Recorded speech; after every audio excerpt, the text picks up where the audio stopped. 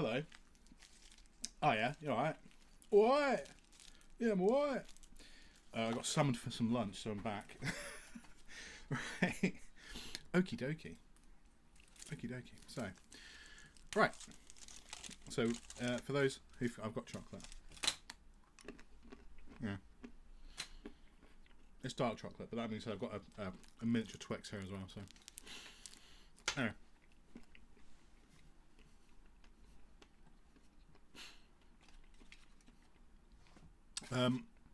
So...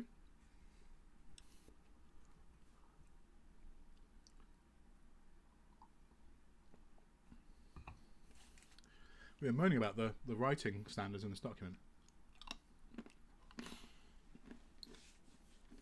To the extent it makes me want to rewrite it. But I'm a pedant.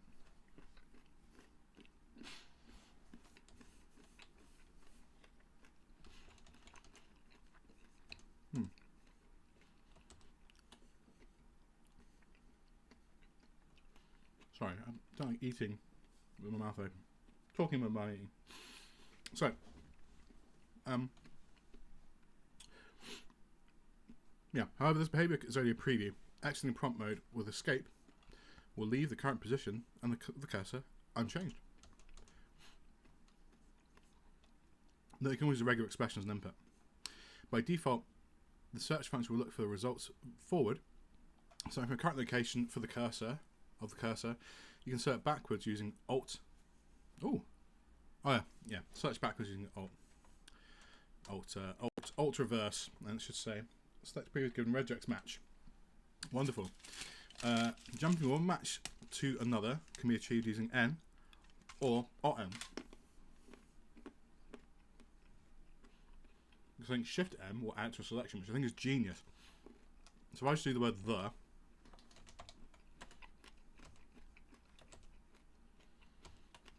that can't be the only instance of the word the.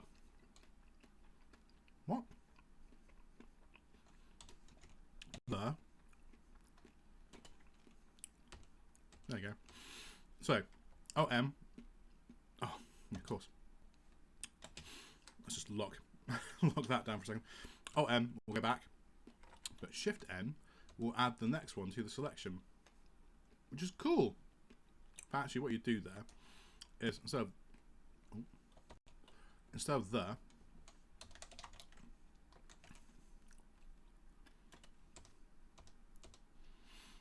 yeah, instead of the, you do the with a space at the end of it, right? And then, as you do N, it wouldn't get the in other, right? So if I Shift N, we'll just select all the actual thes,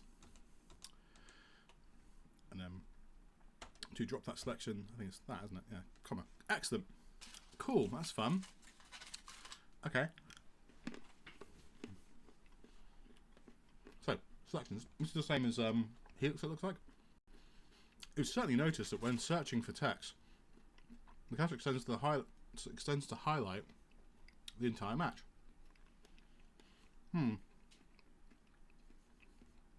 I don't think that I would. I don't think that I would. Yeah,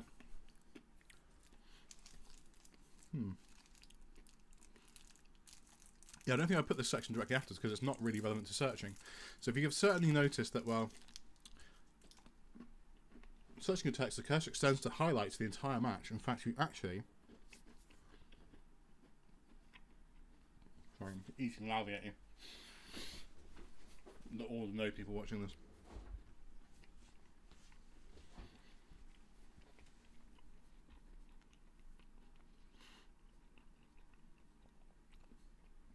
That's good. Yeah. So, in fact, what we know in other editors as a cursor is actually a single character wide selection in Cocoon that can be expanded using primitives. Just, you don't need to introduce, you're going back and forth, you don't need to introduce this concept of primitives. You're so bad. Expanded. Again, what does...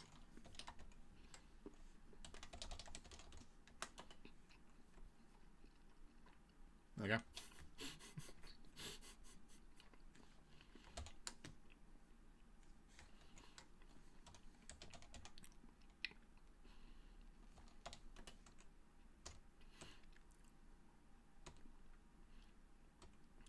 Yeah.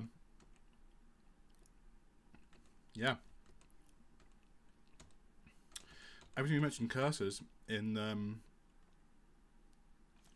it's just significantly miles better, differently. Because this whole thing of saying, well, you've got a thing which is actually called this. It's like, no one needs to fucking know that. When expanding the selection in an area whose beginning and the anchor,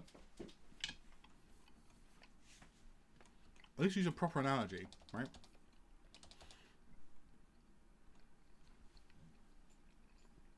It's poor. Because in Helix, they don't explain that because you can, you know, do this. You can see it with your eyes because you know what selection looks like. Oh, that selected 2 words? Said everyone who ever saw that. Yes, it has. Let's not explain it to you because you'll figure it out.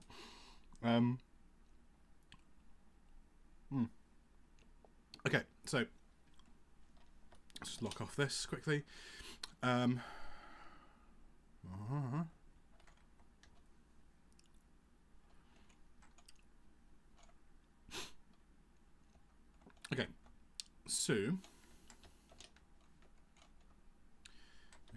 so what's telling me here is this is so hard to just scan as well. When expanded selection is an area whose beginning is the anchor and the end the secondary cursor. So what we know in other editors as the cursor is actually a single character word selection in Kakoune and can be expanded using primitives. That line is awful. When expanded, the selection is an area whose beginning is the anchor and the end the secondary cursor. To switch anchor and cursor, use Alt: semicolon. And to collapse the selection onto its anchor, use semicolon. Which is the same as Helix, right? So let's go back to Helix. Oh no, this is annoying me. Yeah, so if I do this, let's do it again. So yeah, that'll do the same thing. And then if I just do this, let's go back to the word cursor. So B and E does that, but then you can also do it with that as well, right? Oh, it's the same thing. Okay. So,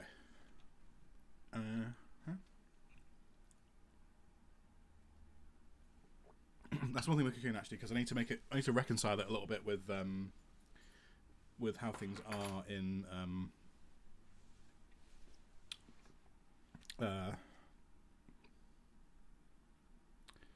with Zellage, because I navigate in Zellage constantly, and most of that's bound to the Alt key. So I'm sitting here sort of fumbling because if you look down the right, so Alt N is my new pane. I use it all the time, and then yeah, change focus. That's on H and J.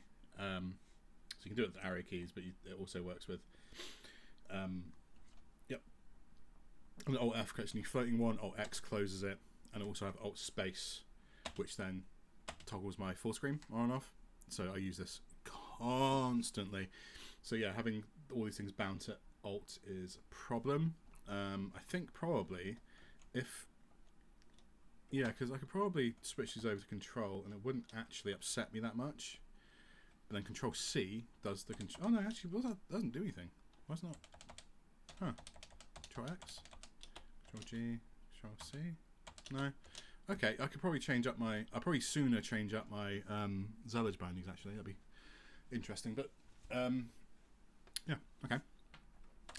So just lock it off quickly. So right, but yeah, I don't actually use this. I just use like B and E. So if it's selecting a word, I don't press Alt this anyway. So swap selection, cursor, and anchor.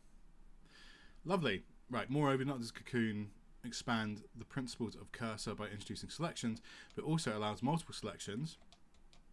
Up in there. But also allow multiple selections within the same buffer.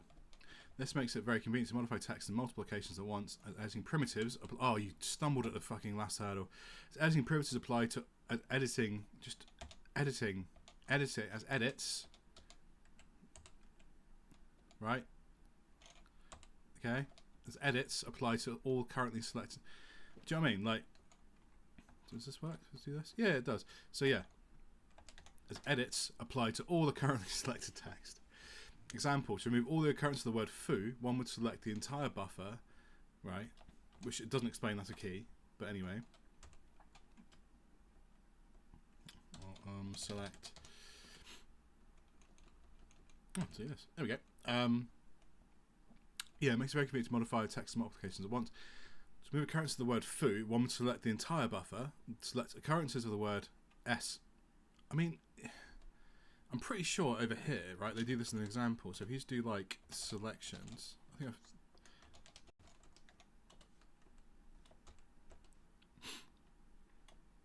yeah, there you go. So like that's it. Or if you want to flip them, do alt. Just, and yeah, just I think you can basically just copy this. This is MIT, right? Just copy this and just change a few bits. Right? Am I going crazy? You could probably copy this, changing reference from Shift to Alt, and then remove the section about visual search, and then you're kind of done. And this isn't even finished. Like, everyone keeps saying that the Helix tutor is not finished, because it isn't. It's not as good as, it's not as comprehensive as the one in Vim Tutor. And it's still like like how many lines is it? It's like 1,500 lines, right? Again, there you can say, yeah, it's still work in progress, more sections to plan. But yeah, even with that, like, it's, I don't know, man, so much better. Anyway, but yeah, so, but they haven't got, they'd have an example. So, but also you don't actually need to do this. So you could do like, in an example like that, you could have like foo, right? Foo bar baz. Okay, and then you have like foo baz bar, right? And then you just have to be like, well, yeah, do that, but you don't have to mix. You have to select the entire document. You can just select the 2 lines, right? So I could do like that, and then I can press star, right, which is the same thing. So they also haven't explained that selecting the entire buffer is on the percent sign, which is the same as Helix again, but also star sets the contents of your selection to the search buffer, right? So now I've already set this. So instead of pressing S and then typing in a word, you can just select a word and press star, and it adds that to the search buffer, right? So, and then all you've got to do is you just add 2 lines, in this case Shift J, and then I can press S, press enter, and then I can just change those to poo, right? You like, but they can make it an example, make it a working example. Don't explain it to people, and then also piecemeal explain the motions. It's crazy. It's such a shit example. Sorry, yeah, and it's like, just, anyway. So far I've not learned anything, and the things I want to learn, so I think we're getting there with this. This is the section that's actually interesting, because the rest of this is, with the exception of the Alt and Shift stuff, the rest of this is identical to Helix so far. Like, because Helix takes, like, Helix is basically kakoune, from what I understand, just what I'm trying to glean from this, is kakoune with that select mode and a few change keyboard shortcuts, and that's it. Ready? And the matchy thing, which is what I'm getting onto now. So selecting objects, in addition to allowing text selections using regular expressions, certain objects are defined to default to... why is this also so unwide? It could be a little bit wider. Certain objects are defined to default to allow easy extent selection of text. Objects are bits of text in the buffer that are identified according to their structure rather than their contents, e.g. paragraph, a sentence, or a word. You don't need to introduce them to the concept of objects. You can just say you can select words or paragraphs or brackets by doing this. How does this do it?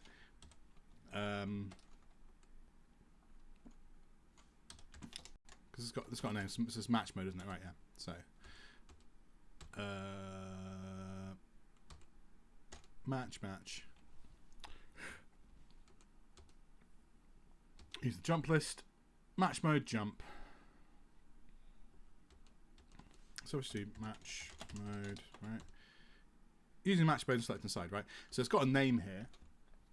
But match mode allows you to select inside the contents between a pair of brackets or other delimiters. Simple. So simple. Follow up with an example. Like, infinitely better. You don't need to do any of this preamble. It's bullshit. I don't know why this is winding up so much. I'm really sorry. So anyway, how do you actually do this? So Object bits of text in the buffer that are identified according to their structure rather than their content, e.g. a paragraph. So I'm pretty sure I've never do this, right? So if I just do match around paragraph, there we go. Yeah. So match. Yep. There we go. Discoverability. Perfect. And it says word, paragraph, type, definition, function, argument, comment, test, data structure, entry, closest surrounding pair, right, which is that whole thing I showed you earlier, which you probably see, or change, which is incredibly cool, right? So you can actually just select get changes. It's the Helix is sick. So yeah, so outside. So if I do this, and I just do mi that, oh sorry, mi that will select everything inside, ma that selects around it. Or if I do like this and do m replace that with that, it will change the. Oh, there we go. It changes the. You know, replace select append. So match. It says surround, replace, delete.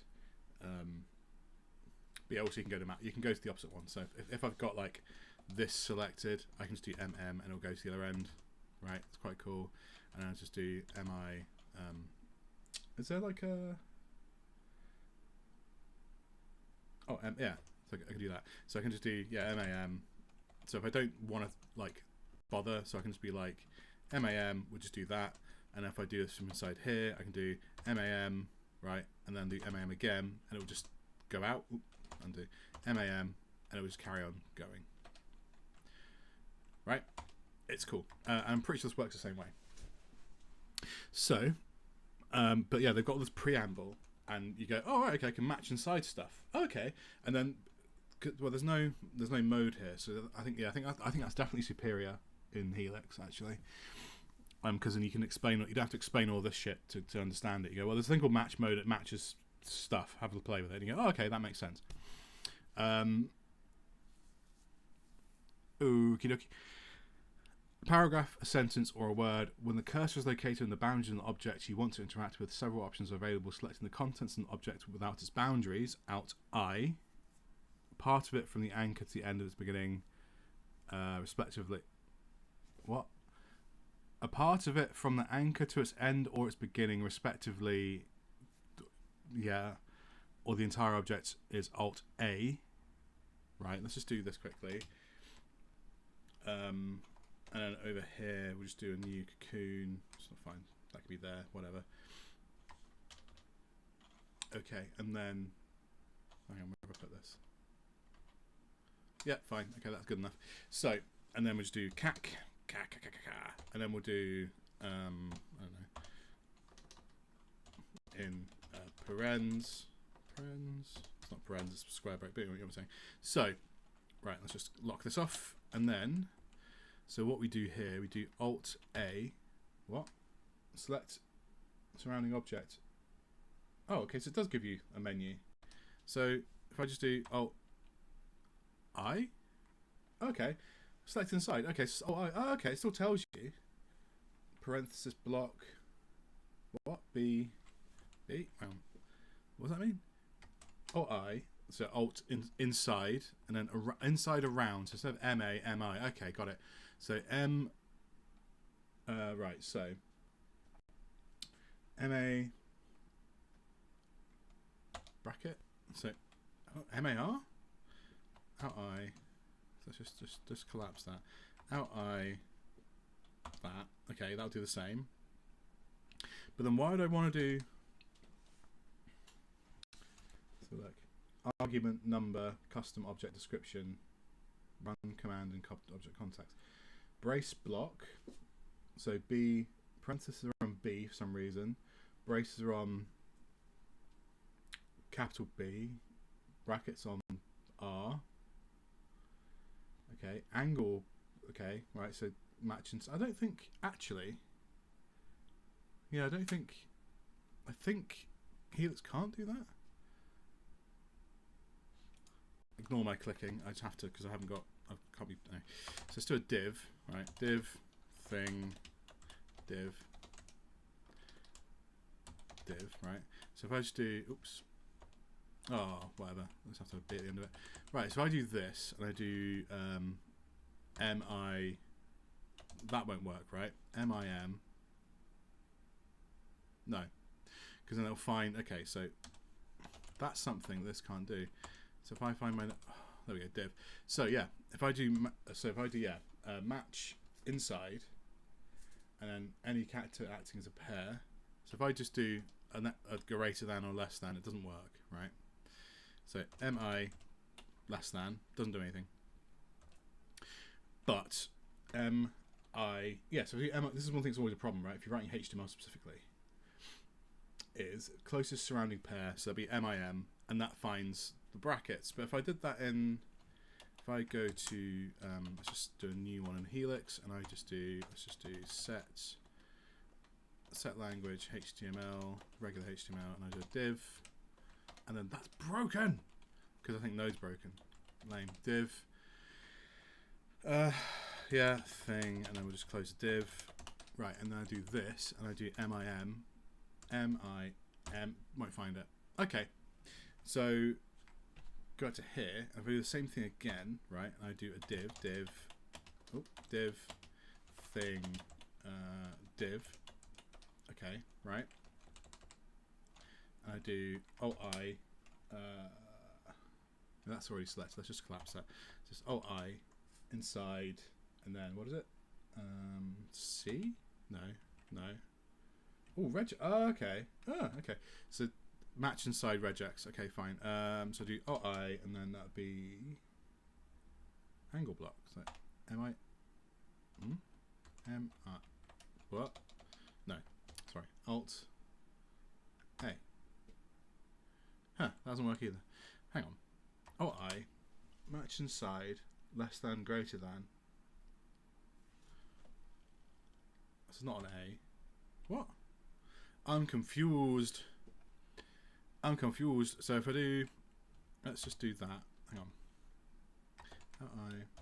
No, it doesn't work. So that's the same, right? So if I do,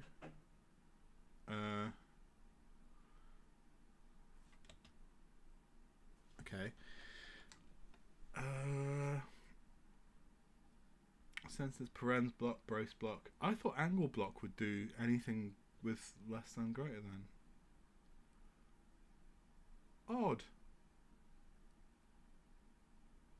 I have to revisit that, I think. Weird. Okay, right, so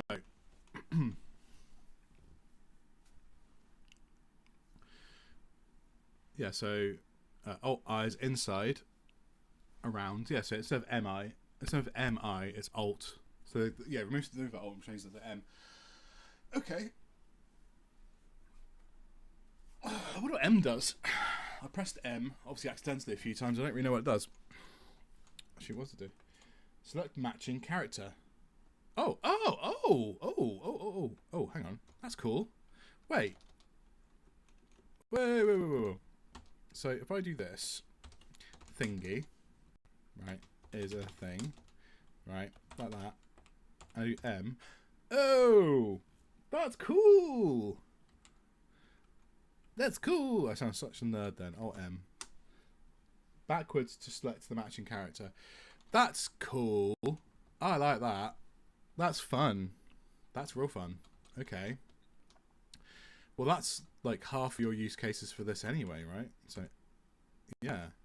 So then, oh, what? That's weird though. So you'd assume, right? So if I did, okay, right, so I just did Shift M. So what's Shift M do? Extend to matching character. Yeah. So right. So this is right. Maybe because it's like this. So if we do this and we do, let's just do, I don't know, thing, right? And then thing's got this thing, right? Oh no. Okay. So if I just do M, Shift M. All right. But if I did like, that makes sense. It's a different character, right? So I do like this thing, right, with thing inside thing. Yeah.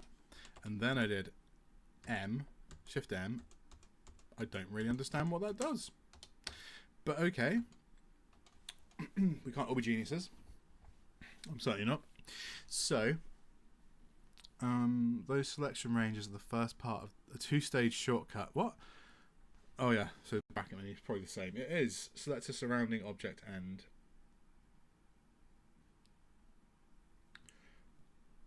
select a surrounding key. Oh, okay. So you can do it. You can do it quotes. Wow, imagine if this had examples thing that you could just try this out with straight away instead of have to write your own. That'd be mad, wouldn't it? Alright. I know, I sound like such a bitch. Q. Oh, okay. Right, so that would be, well, that'd be Shift Q. So if you do this, it'd be like, is that Q? Okay. Let's just collapse that. So it'd be there to Q. Huh. B, parenthesis block, brace block. Quote double string. Oh, because that's a surrounding object end. Okay, so that'll do the. Okay, that's fine. Okay, so it's fine.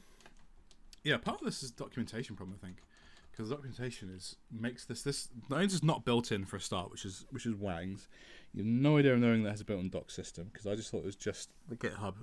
Because you go to the website, it links you to a GitHub wiki, which is really like just everything's splattered on the page.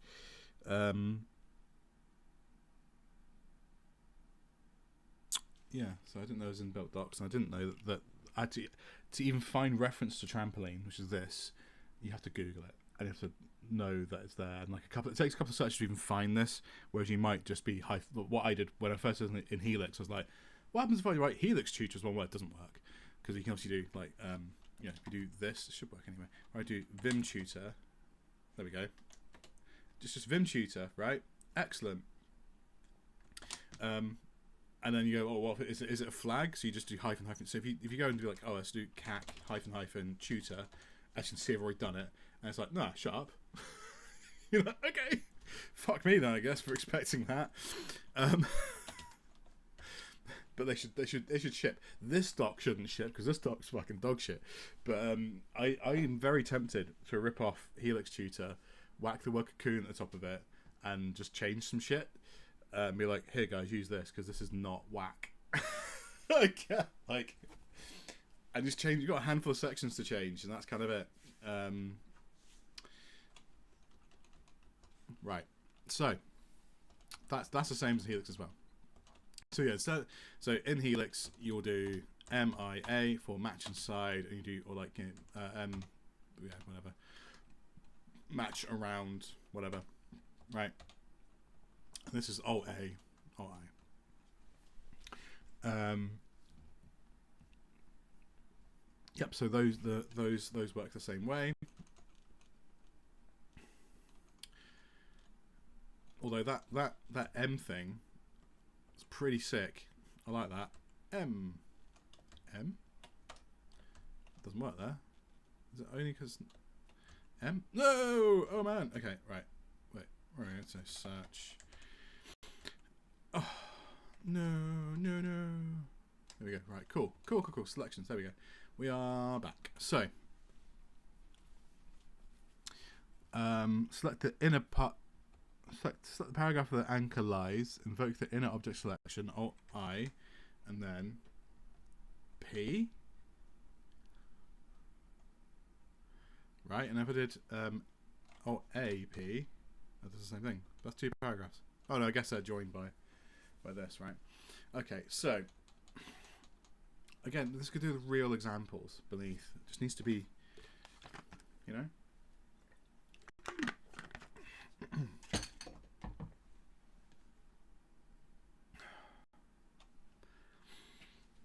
Right. So select everything between the anchor and the beginning of the current parenthesis pair. Use selection sequence. Yeah, fine. The common objects that use the pairs of opening, closing, punctuation signs, brackets, braces, quotes, etc. with an alternate second key that's displayed to inform the menu that you can use to minimize finger gymnastics. The previous shortcuts will thus also be written B, which is cool because I think because I tend to not do this. If we go back to let's go to here, let's close this down. Okay, and then go back to here. Because I just tend to do like And also, I don't know what this is in thingy. But yeah, I just tend to do like match. Hang on, is that right? No, it's not. Yeah, so match mode. Right. So.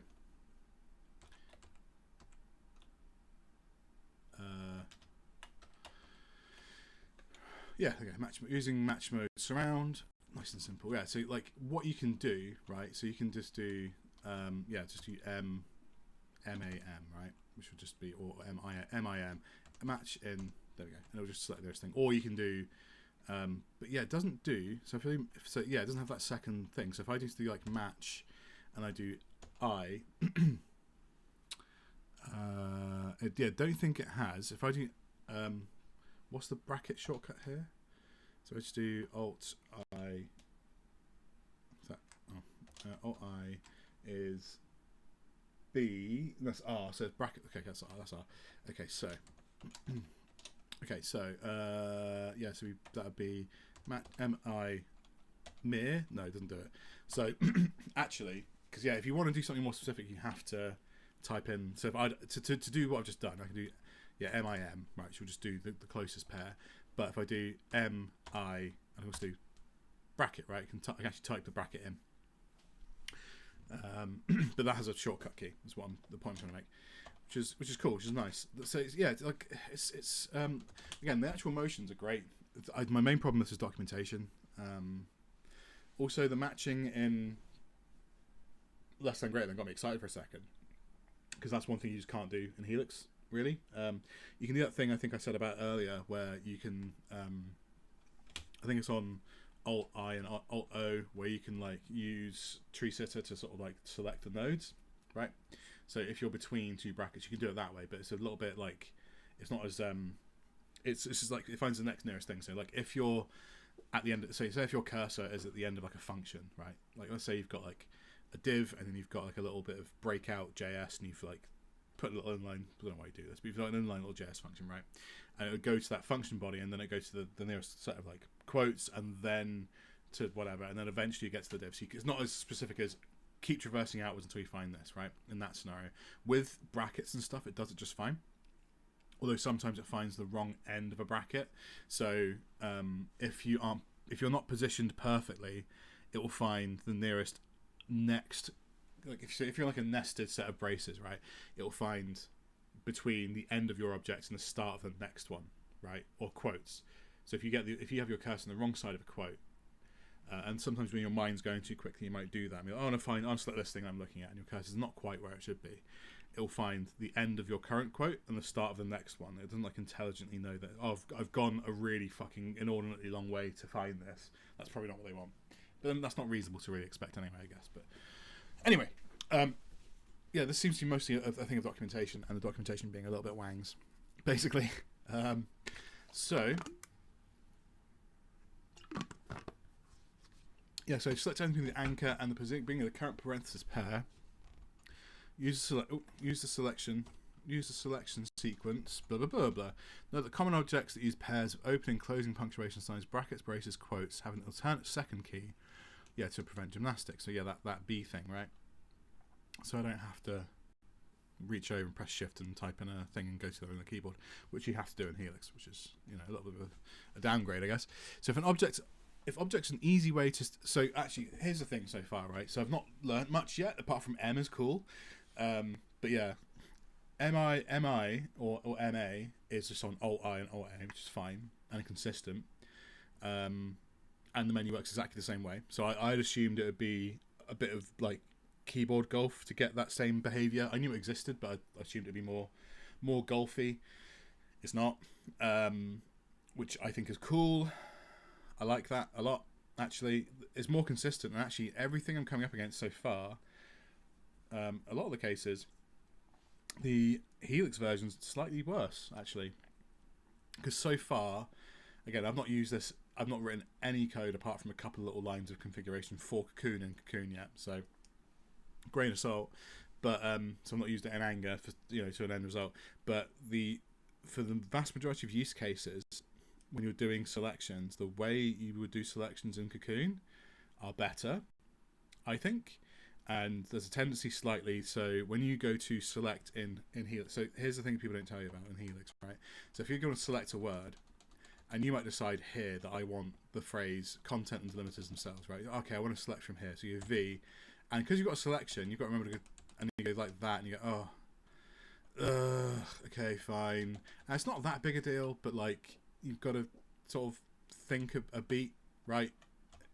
So I've got to remember to drop the selection first, then go V, then go like this, right? To get the thing I want.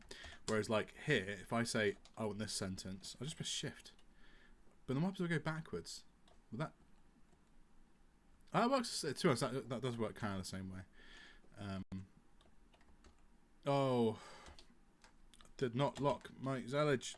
That's a bigger problem than all of this. Alt interfering with my multiplexer, which is my friend. Right, yeah, so selections. Oh, I've gone way too far. Search. Oh no, there we go. I've gone way too far in the other direction now. Okay, let's just go back to here then. This is close enough. So, yeah, so that thing, let's do this again. So if I'm like so if I want to have the sentence, neutral and basic operation, right, I want this. I'm here and I've decided, yeah, I want this whole sentence. I can just do, so be Shift E and then, okay, that's the same, to be fair. And I have to still do this. Okay, but that's not really, it's basically the same, but actually, again, I think I said earlier, like the number of key presses doesn't make a difference, but this is one key press less. I have to enter a mode to do this. I'm just doing it. I kind of think, yeah, and then I can just do like, yeah, I can just be like, let's go in here and be like, buh, buh, buh, buh, buh, buh. Because there's the thing in Helix where like you, actually, I guess if I do, and that thing I do normally, if I just do Alt I, Alt, yeah, and then Word. Okay, that's okay. Anyway, that's fine, isn't it? So yeah, it's like the lack of a dedicated move mode. I don't think is not something I've ever had a strong feeling about. I do use it all the time, but I think actually this works functionally the same way, but actually it's one less keystroke, and that's just fine for me, to be honest. So I keep pressing escape first because I'm used to my Helix custom thing where escape does this as well. Also, I think by default Shift X is supposed to extend to the next line, I think in Kakoune, but for some reason on mine it doesn't. I don't know why. But then clearly there's something going wrong with my dev set because npm stopped working, so that's great. So I've got to fix that later. So, right, movement selections. Objects an easy way to select content agnostic data in a buffer. They can also be seen as a way to move about the buffer. Selecting objects to displace the anchor will move. Displace is probably more correct, but move is good because people understand move. Into a given direction. You can wrap or move around particular chunks of text without using the conventional means, arrow keys or jumps. Turn them partially into movement primitives. That's not really helping. So, okay, yeah, I get that. So that's okay. That's cool. I never think to do that actually, because that would work here. So if I did this and then did this, the same thing would work, right? I never think to do it though. But that's the thing with these. Like that's the thing that's so much fun about these editors is like you never stop learning new little tricks and shit, or things you don't employ, you start employing more often, right? As you go on. Most of the time I use the same 10 things because I'm basic, but and I'm not. I'm like I'm spending so much time doing this. Like I'm good at them. I'm not. I'm really not. But they are fun. And do you know what I mean? So that's kind of fun. But then that's also. This is like that could have been an email type thing. You've got a paragraph over like, oh well, actually by doing this you can. So yeah, but that's like a one-liner. It's like, well, you could also try doing this. Ooh, okay. Do you know what I mean? Could have been an email. Could have been like, yeah, try that. That's literally what that needed to be. Something like that, right? I have my problems with these docs, and I think that I think you can get anyone or many people mostly with the exception of me saying like I want a more customizable Helix going to Cocoon. In fact, most of them seem to be going to Z, right, instead of Cocoon, because yeah, again, you get a lot of benefits. Also, the Z mode. So Z is that desktop editor, which I don't like. I don't like Z because it's ugly. Also, there's something about it which is a bit grimy. I don't know how to really put it, but there's something about it which is a bit grimy. Like it's the guys who did Atom and Treeset, and I fucking love Treeset. Treeset is genius, but I've never really used Atom, so I have no feeling about it.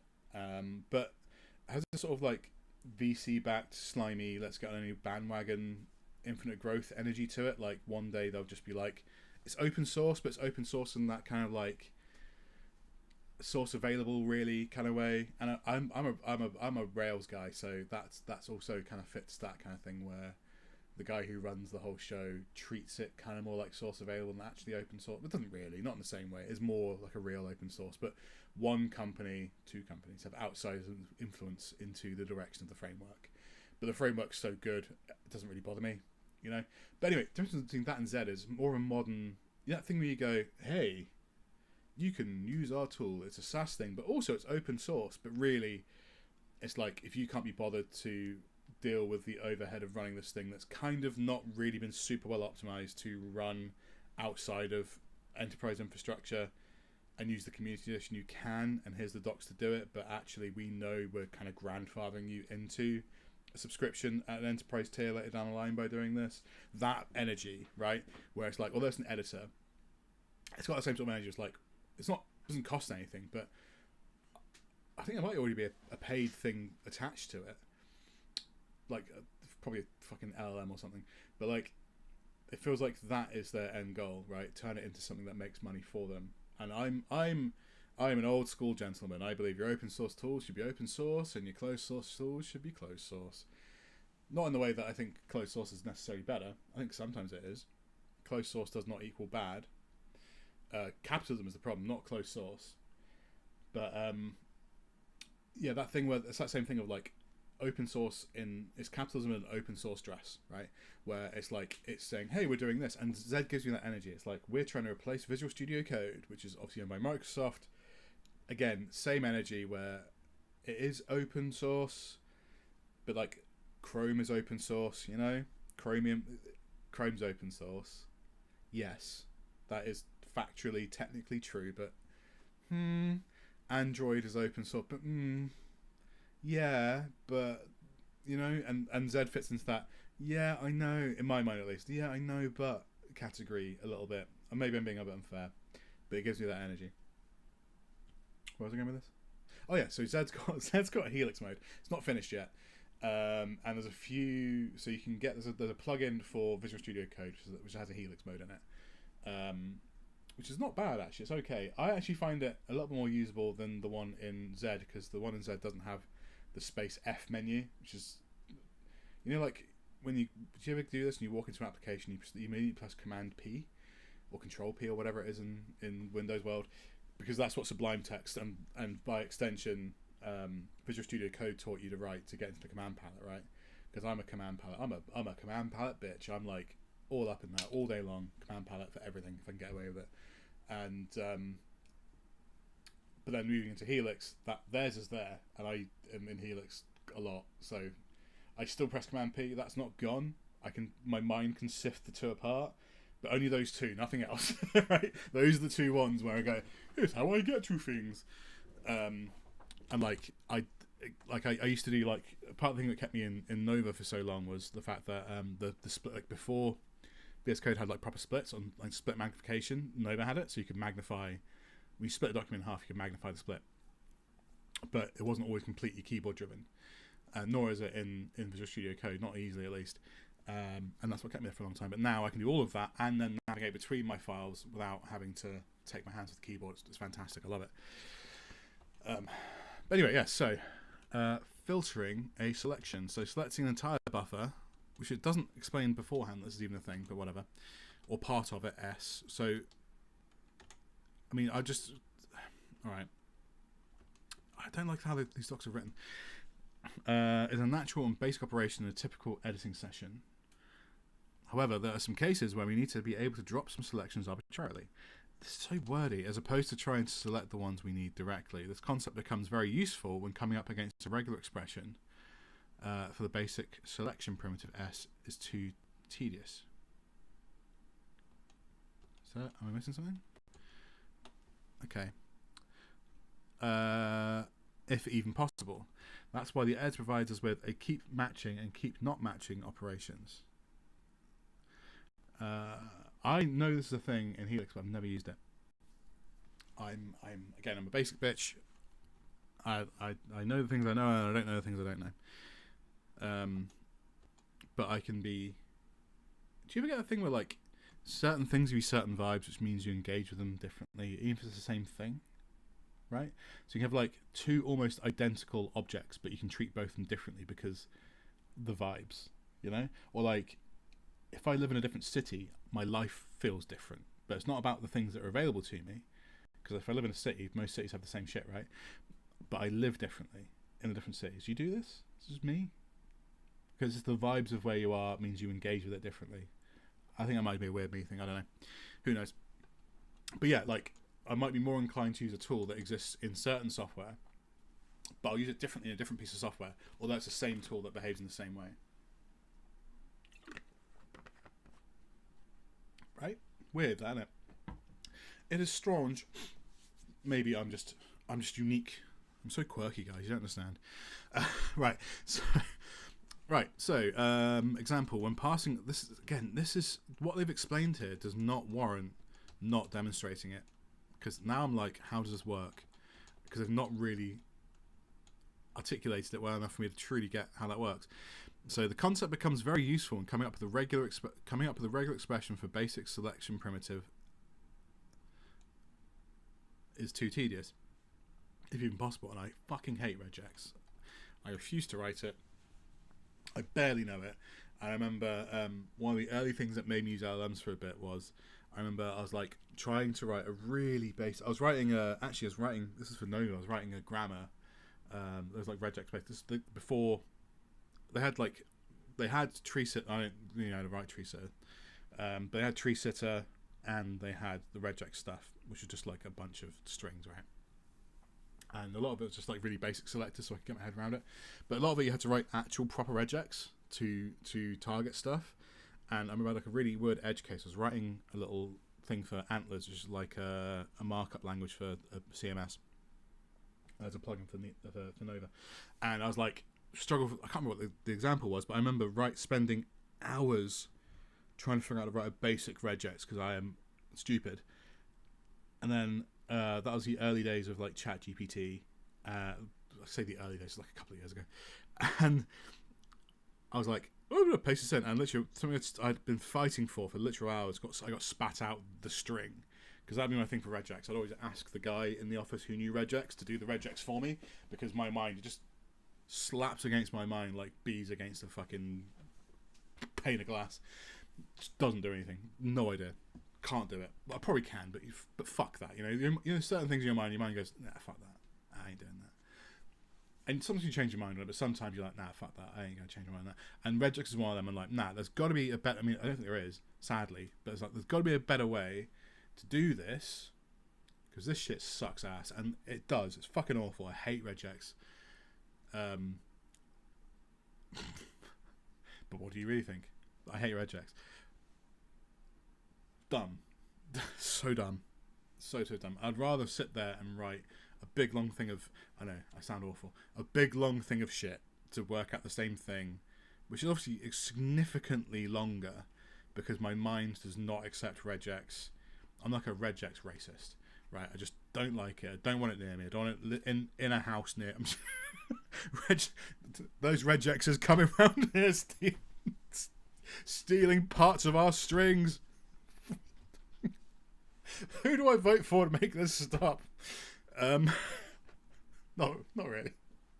Obviously, that's a joke. But yeah, I don't like regex very much. So, so keep matching. So, and keep not matching operation, or to respectively keep exclusively the selections who match or do not match a given regular express. Wait. start again, right? Selecting an entire buffer, %, or part of it, S, is a natural and basic operation, and a typical. The thing I do all day is basic.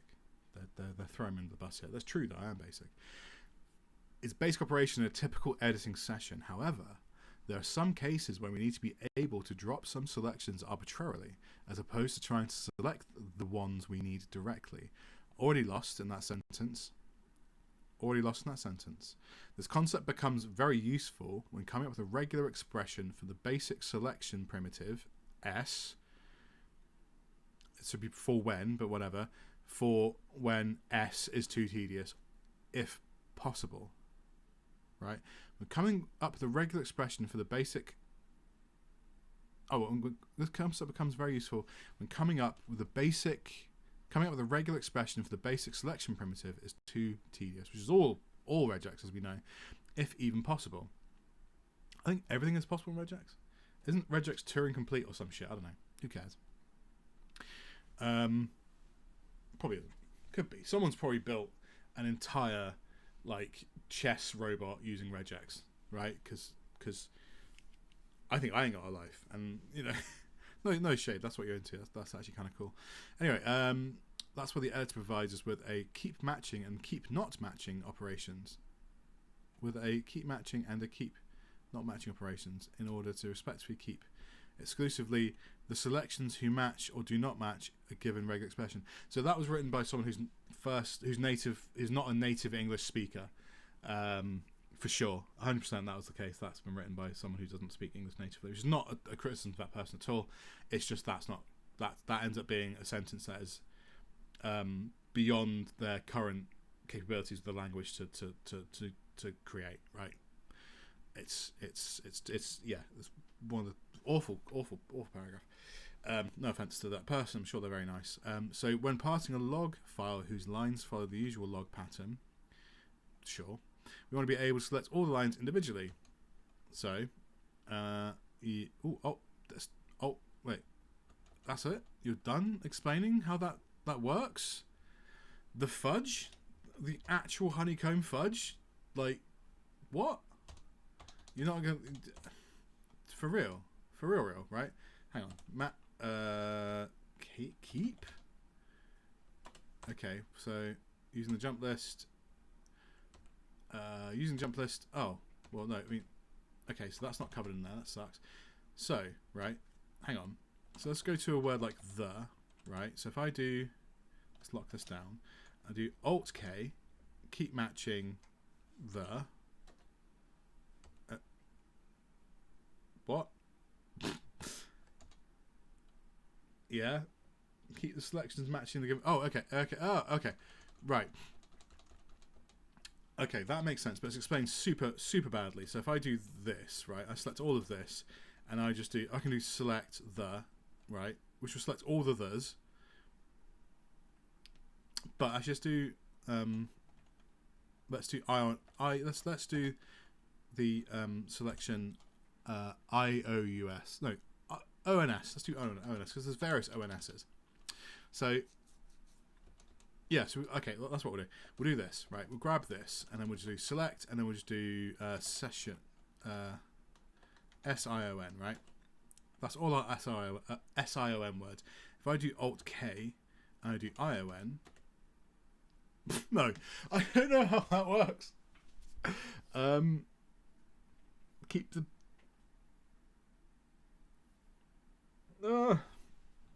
what? Okay, all right. So, what?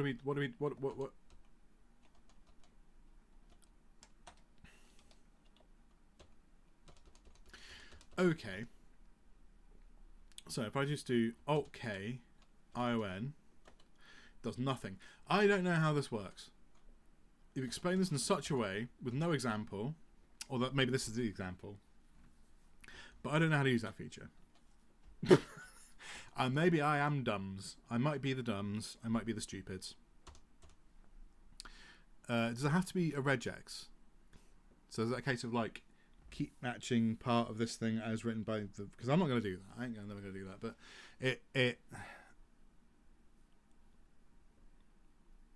the given regular expression. What if that's not a regular expression? Does it have to be a regular expression? You haven't explained if this needs to be a regular expression in this alt K thing. You know?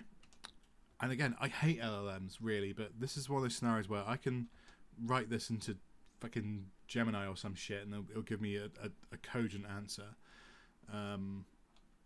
Sadly.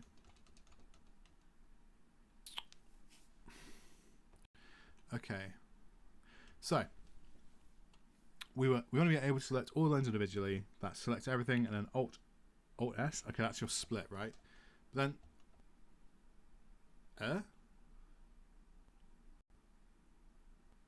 oh, okay. So if I just do an Alt S, we'll put a selection on each line. Okay, yeah, fine. That makes sense. It doesn't explain that previously, but yeah, okay, fine. It has just told us Alt S does that. Keep those line. So yeah, keep those that start with a bracketed timestamp. Alt K. Some regex, but exclude the debug message. Alt K. Debug. Okay, so if I do this again, right? Okay, and I select ION, right? And Alt Shift K. No, wait. Yeah. Alt Shift K. Alt Shift K. Alt Shift K. What? Alt Shift K. What does that do? What? I do not understand. This is some clash, I think. Alt Shift.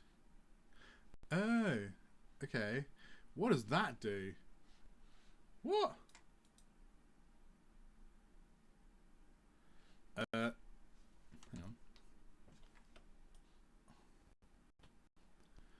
Okay. Ghosty. Alt Shift. What does that do? Make Alt Shift M to okay, yeah, so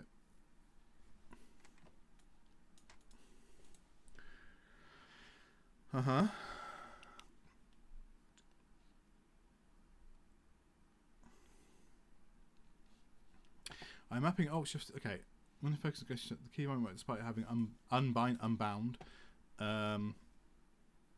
Not even for this key though. A couple more mappings that are on Alt Shift. That's why it doesn't work. Go to keyboard.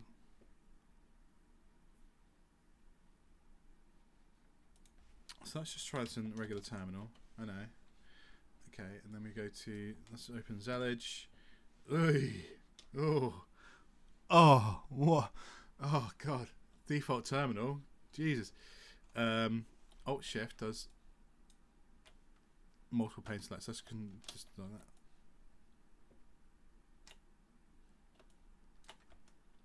Yeah, that should be. Hang on. Do I have hyper in here as well? Hyper. I do. Okay. Alt Shift. Multiple pane select. Let's lock it. Multiple pane select.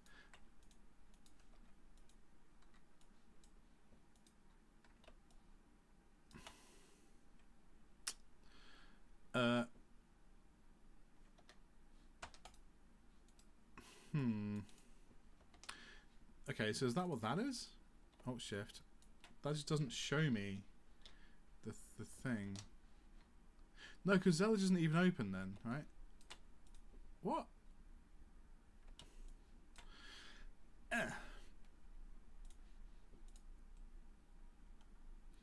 Bizarre.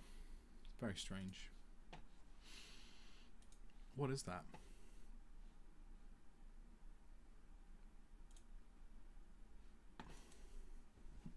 Okay.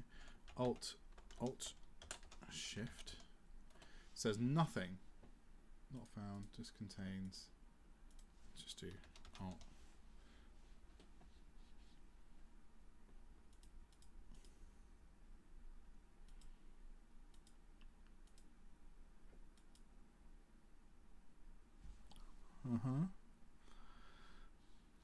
Okay.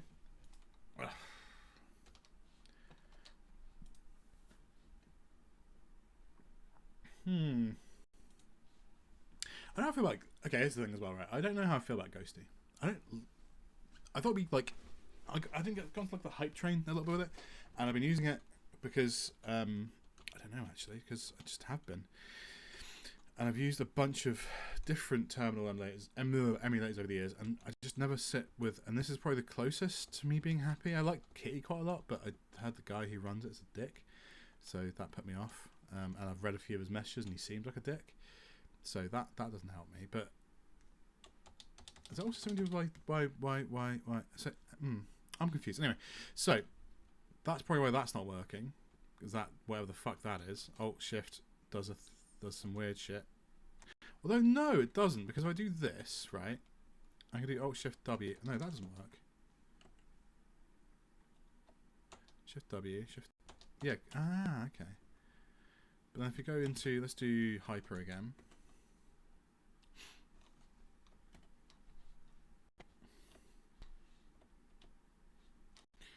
Okay, and then we just do, let's zoom in a little bit, and we do CAC. Okay, hello there. What more words? Right, so if I do Alt Shift B, that doesn't work. Again, doesn't work. Weird. Is that to do with Rectangle Pro? Maybe. Alt Shift W. Is it? Shift W. No, it's not. Well, I'm confuzzled. More research later on. Oh, just use a Mac instead of Linux. It's better in every way for most people. And then, yeah, you get this weird edge case. Mac OS is definitely inferior to Linux.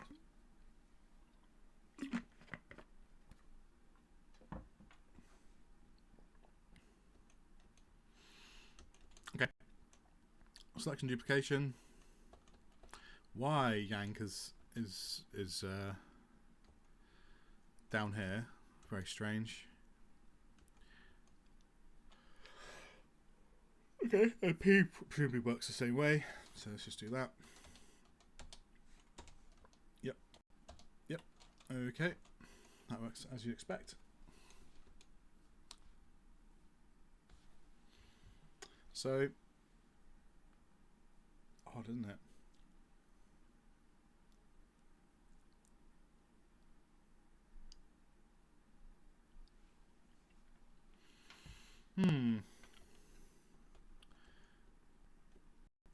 Oh, it's weird. The order they do this in is very weird. Now I think about it, because they've gone into like this shit before they've gone into like basics. The order of this makes no sense. And that's right at the bottom. Undo and redo.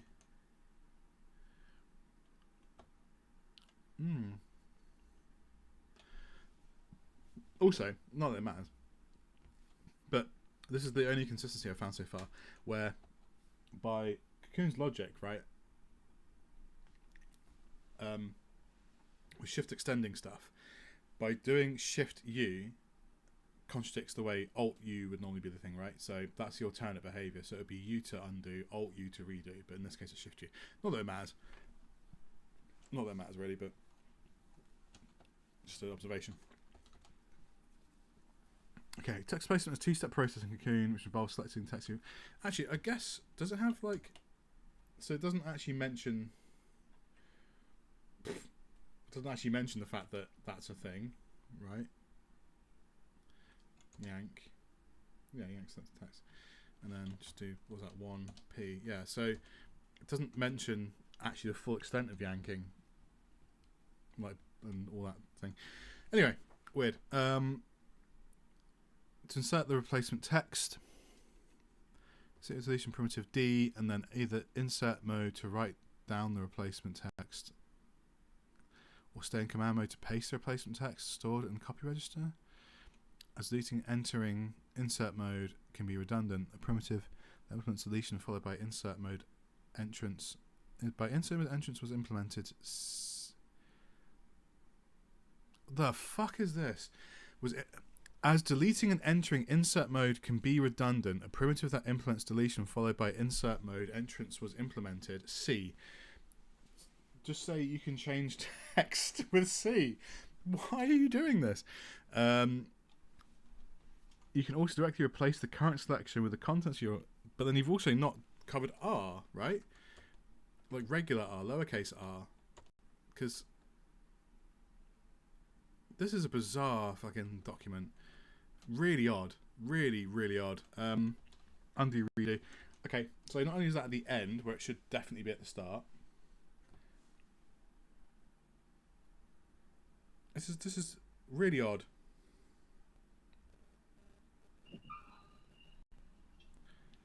Yeah, I do not understand this at all. I do not understand this in the slightest. So, okay. That's your standard section. So I've learned not a lot. So Alt I, all I really learned from there is M is a thing. M's kind of cool. Docs are a thing. Alt I and Alt A and all that sort of stuff that do the match menu stuff, but it's not bound to a character, which is fine. And generally Alt is there. Also Alt Shift is somehow blocked on my system from doing something. Splitting. I'm sure I already mentioned this earlier. This is a very bad document. I'm trying to be mean, not be mean here, but this is a very bad document. This sucks. This is not good. Sorry. This is really badly written. Selection primitive is a powerful tool to select chunks of data. It's just a search. It's selection. Sorry, not search. Yes, selection is. In order to avoid having to write overly complicated radical expressions to select precisely the wanted text, the splitting primitive allows you to apply a delimiter to the current selection, splitting it into separate chunks. Again, there's going to be a much easier way of explaining that because it's quite intuitive once you play with it, but if you don't know, there we go. Let's do this, right? If I just do, M does bracket. Okay, that's weird. So yeah, the M thing does brackets. So if I just do inside quotes, okay, and then if I do select on comma, right? There we go. Put a selection at each comma, so I can then just like do that. Obviously, a better job of that, but I can do stuff like that, right? So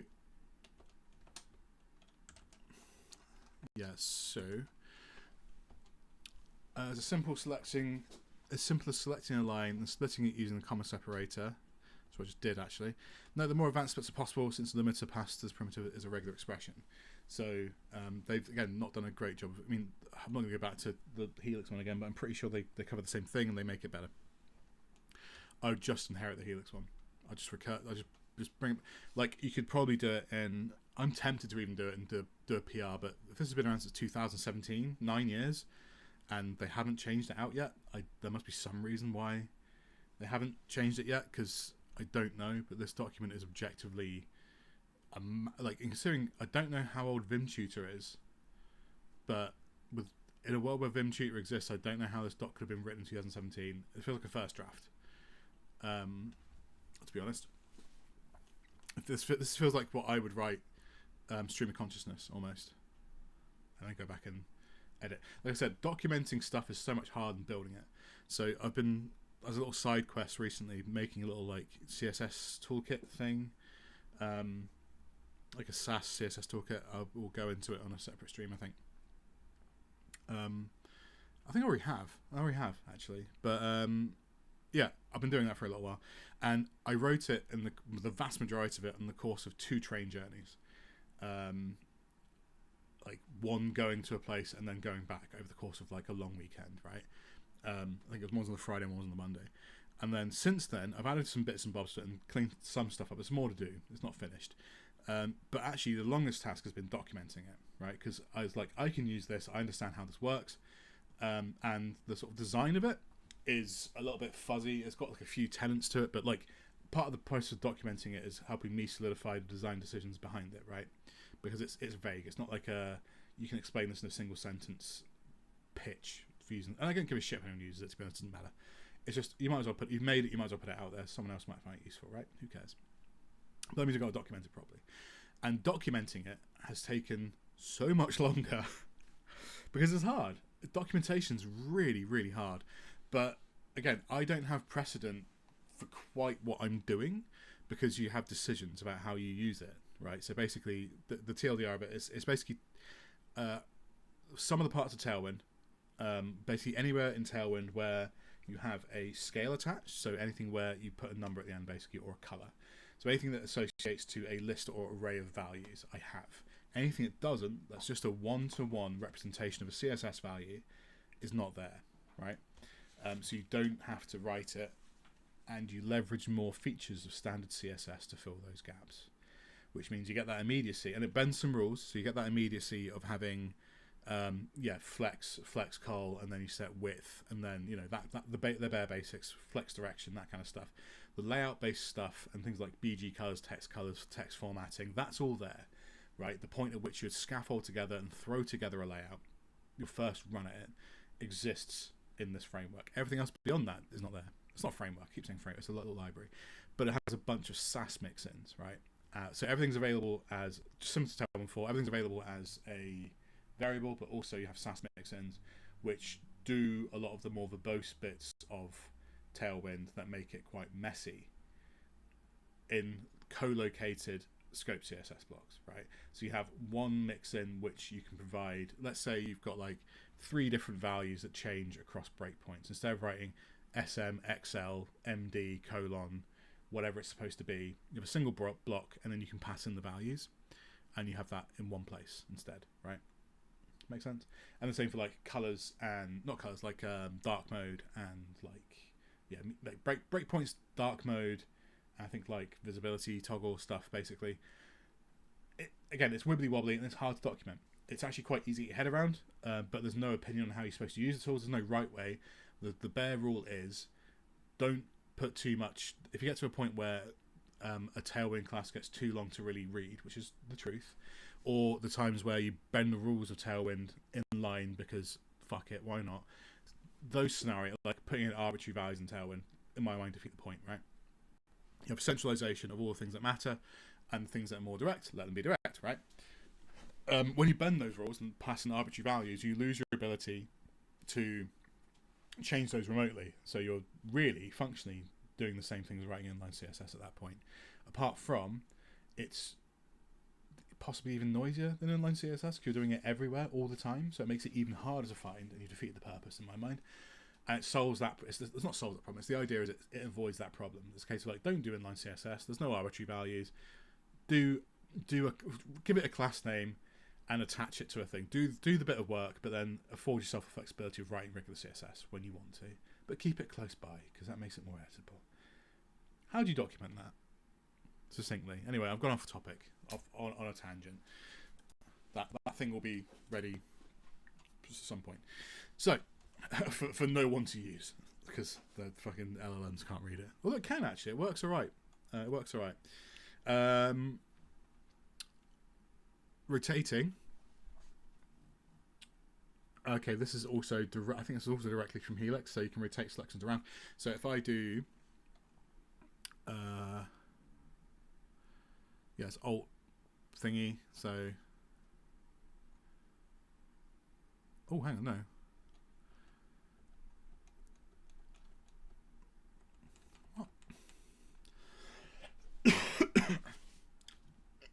I can't even be bothered to get my head around that. I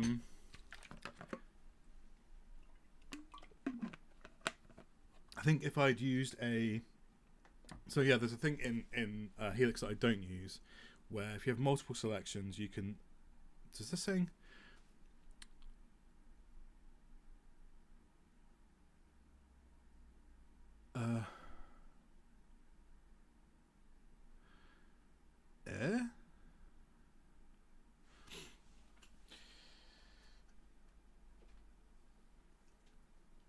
Okay, hold on. 1, 2, 3, 4. Right. There we go. And I do alt that. Alt. That's not working. So alt bracket doesn't do anything. Okay, well whatever. Oh wait, no, it might be because I'm dingus. Right, alt I don't know what that's even supposed to be doing. I mean, whatever. Right. Okay, well, fuck that. I think that's suggesting there's a thing inside Helix where you can, if you get multiple selections, you can then swap which one's the primary. And they've got a demonstration, an actual demonstration for it in there. Let's go find it.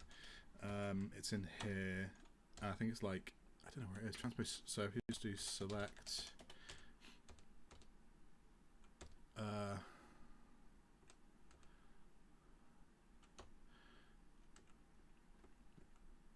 What is it?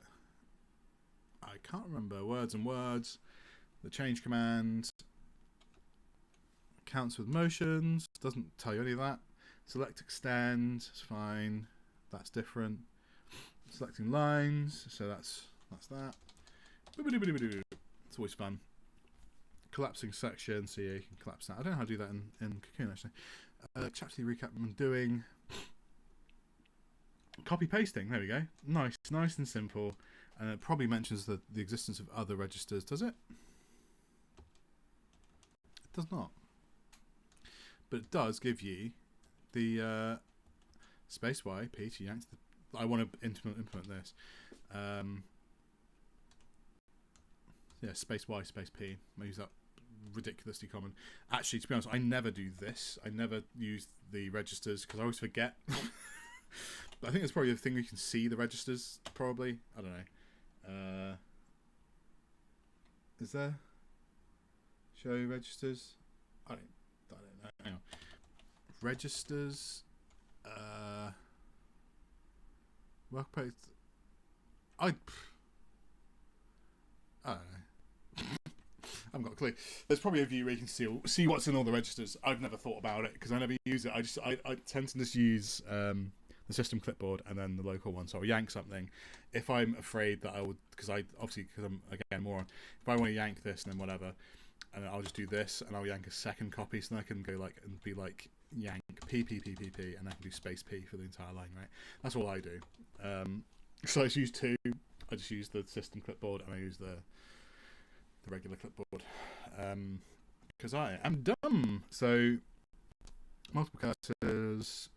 Select. There we go. Select command. Selecting via regex. So this is so much better.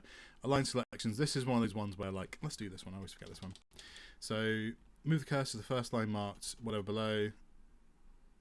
What are we doing? Place the cursor on the white space just after the arrow. Okay.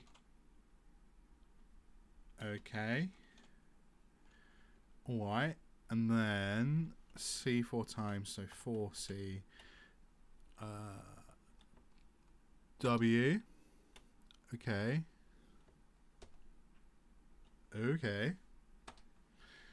Alright, that's a thing that I've just done. Would never. No, and only cares about the alignment of the head. Is that a thing in here? So if I do the same. So if I just like.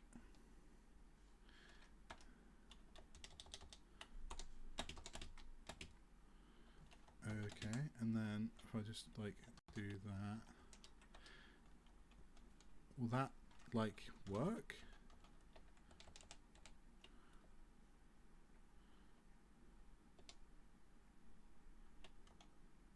Oh. Balls. Okay, and then no. Oh yeah, it does. It does do the. Oh no, my cursor's in the wrong place.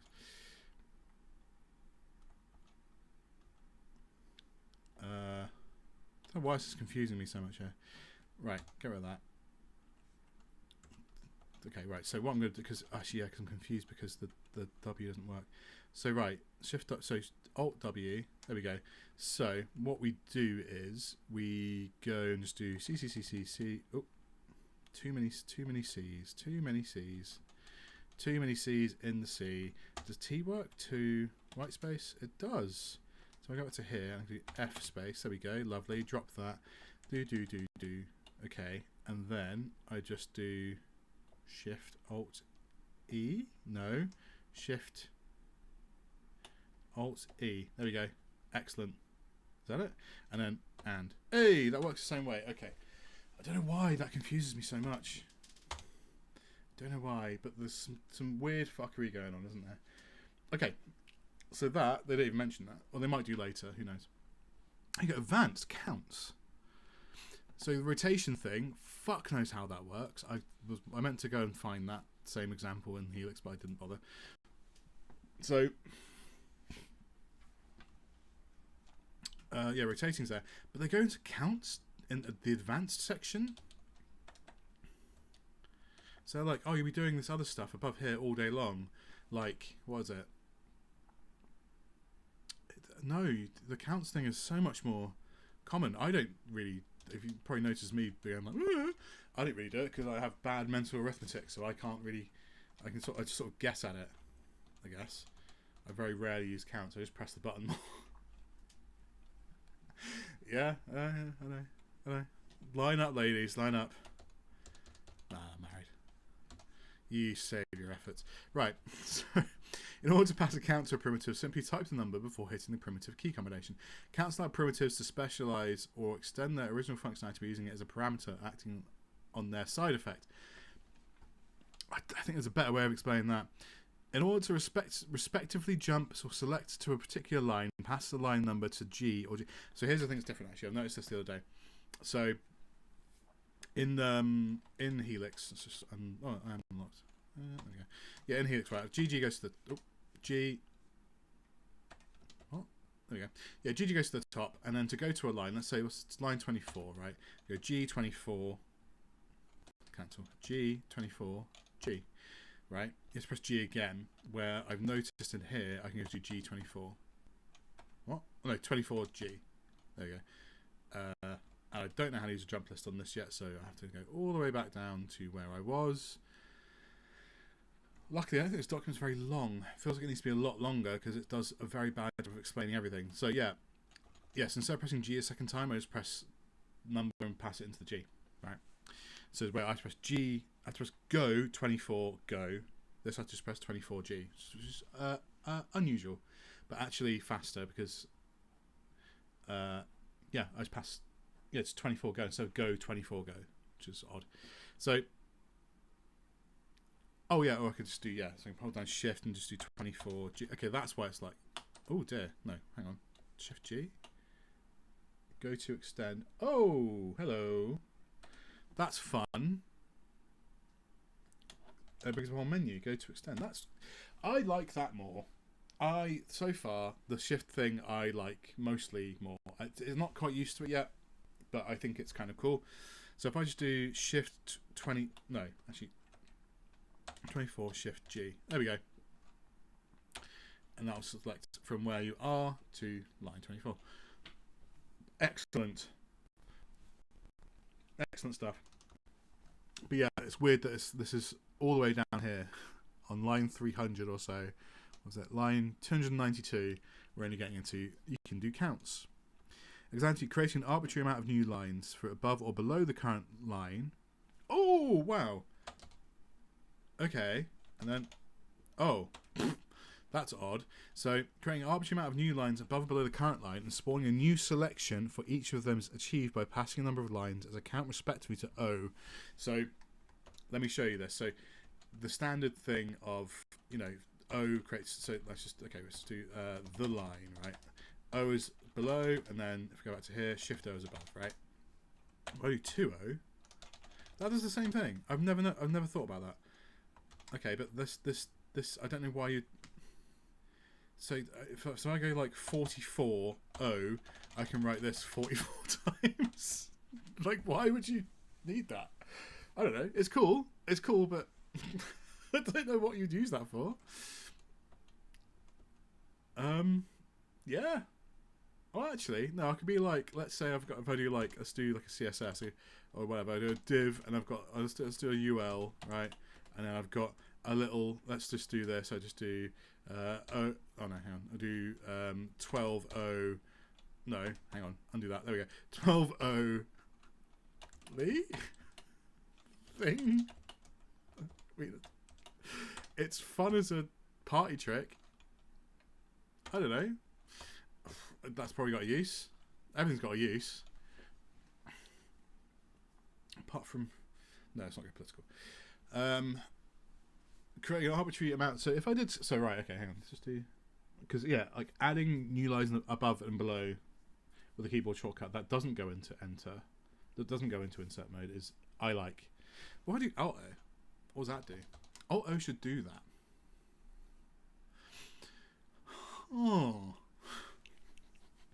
Oh. Registers. Okay, fuck. Registers down here. Jesus. Registers, similar to counts, registers influence the behavior of certain primitives. They are storage structures identified by a single character, are populated by primitives as a result of a side effect. Although primitives populate a specific register by default, it's possible to modify which is going to populate it upon execution by using double quote primitive. Blah. God damn, there's got to be a better way of explaining that.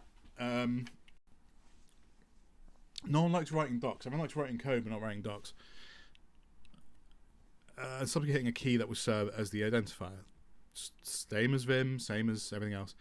The smart search primitive, that's what they call it, not just the search primitive. The smart search primitive uses the current selection as a search pattern, which will be saved to the search register. I don't know when I need to give it a name. You can just say they give them names. Again, this is exposing internal language to the outside for like no reason. End users don't care. Oh, just use the smart search primitive. Oh, which button's the smart search primitive? Star. Okay, we could have said star. Can you just say star adds this to the search thing? No? Alright. In order to use this primitive to execute a temporary search, one could make this primitive save the pattern to a different register to preserve the default one. What? To save the pattern to the M register, or even that to save no register? Hey? I have to read that 8 more times to understand. I cannot be bothered. It's registers. They work how you expect them to. Okay. Although registers can pass as mere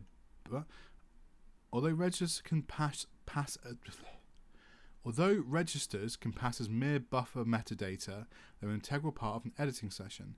The Control R key combination allows to insert into the buffer the value of a register whose identifier is typed after the combination.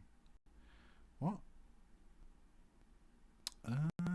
Inserting the name of the current buffer in insert mode can be achieved using what? Control R. I mean, okay. I do not understand. Capture groups, right, okay. Inserting the name of the current buffer. Inserting the name of the current buffer in insert mode can be achieved using the. Okay, so Control R. Okay. Control R. Wait, no. In insert, Control R. Okay. Okay. Okay. Okay.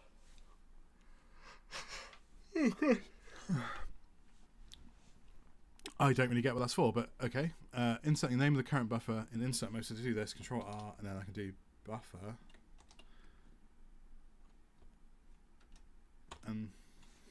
Okay, so I'm in insert. Press Control R. Is that a thing in? Hang on. So undo that. So what if I do? This is do it to insert. Control R. I can.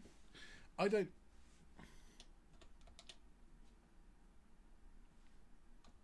Okay, so if I just do Control R, that. Oh, and then my last command, Control R. I don't know. Okay, well, didn't know about that. Probably should. Who knows? But I don't really get it. That's fine though. So, inserting the name of the current buffer. Okay, yeah, so fine. So other registers are set automatically and are the numbered registers, which hold the values of groups matched in a last search or select operators. So it's just insert thing from it's just the shortcut of doing that and then like 1p, right? Right, so if I chuck this in 1, so 1 yank, right, and then I just do 1p, it's the same thing. So it's Control R 1. Wait, Control Insert Control R. Wait, no, it's not right. In insert mode, Control R 1. There. Okay, well, I mean, again, I don't really use that much, to be honest. So, okay. Oh, I got lost again. So here we go. Capture groups. Don't really get it. I'm sure it's good. When using the search primitive with a regular expression containing the groups to match. Okay, that's a use for it, right? So if I'm just doing a search, I can just do. Does that work here? So I do Control R, and I can do. No. Hang on. So search. I can do Control R, and I can search for. No, that doesn't work. So yeah, search Control R. Yeah, alright. That is why you do that. That's okay, that's fine. But then I don't write regex, like ever. If I can get away with it. It's fine. So yeah, you can search you can put something into a register and then you can paste it without having to press the whole, rigmarole. Fine. Despite the ability to select bits of data using regular expressions, there are times when using them isn't enough, and additional manual editing of the selection is needed. In order to loop through the selections, there we go, and remove the current one. This is the one from. So yeah, if I've got a selection of stuff, this is what I was trying to say before. So the thing before, the rotation thing before, I thought was this. So I do just like 1, 2, 3, right, and then I go and select this line. I do select by comma. And then I've got this, so if I go B, whatever, I can just do this, and then that rotates my selection. And then if it's Alt remove, it'll remove that from the selection. That's what I thought that thing was earlier. I thought it was this, but it's not. I don't know what that is still, but I guess it's the sort of thing I would probably never use. Also, to deepen my understanding of how to use Kakoune, I'd have to do it via the Helix docs right now because these are too bad. Being able to trim out some selections of a bigger set isn't always convenient, as it doesn't allow more advanced constructors combining sets of multiple selections that result from different regular expressions. I'm not ever going to do that, but fine. To allow that to save mark, the save mark z, and append mark Alt z, come in handy as they respectively save the current selection to the mark register and show a menu that allows appending the current selection to the mark register upon hitting the A key. So hang on, let's just do so.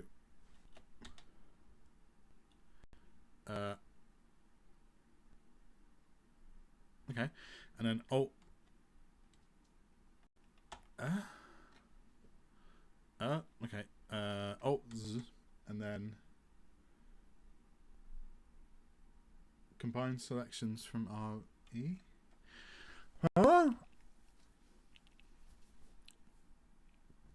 To the mark register and show the menu allows appending the current selection to the mark register upon hitting the A key. So Alt Z A. Okay, so I'm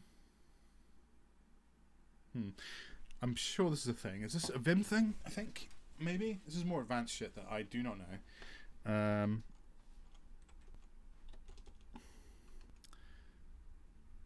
So if I just go to here and then do that, right, and then go to here and then just do Alt that and then do that, that'll append. I'll select something and append that to the selection, right? So if I just do that now, right, and I come to here, drop this, come to here, and I do Alt Z, I can append both of those. Okay, that's kind of cool because I can then just add a bunch of stuff to the selection, move away from it, add that to my selection, and then recall that selection and append it to the end. That's actually pretty cool. I would actually use that. So union. So let's just drop the selection quickly. So if I do Alt Z A, that'll append it. Cool. Right. Drop it again. Alt Z, and then let's try union. The two selection lists don't have the same number of elements. So 2 versus 1. I don't understand. So let's just go with 2 and 1, right? 2 different words.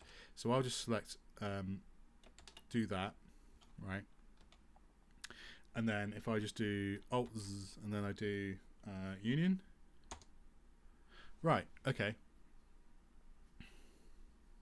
Don't truly understand how that works, but the append is extremely useful, and I kind of would like for that to be in here. Is that a thing in here? Let's try that out. So, what's that? Oh no, that's the view menu. So there's your answer on that. Z.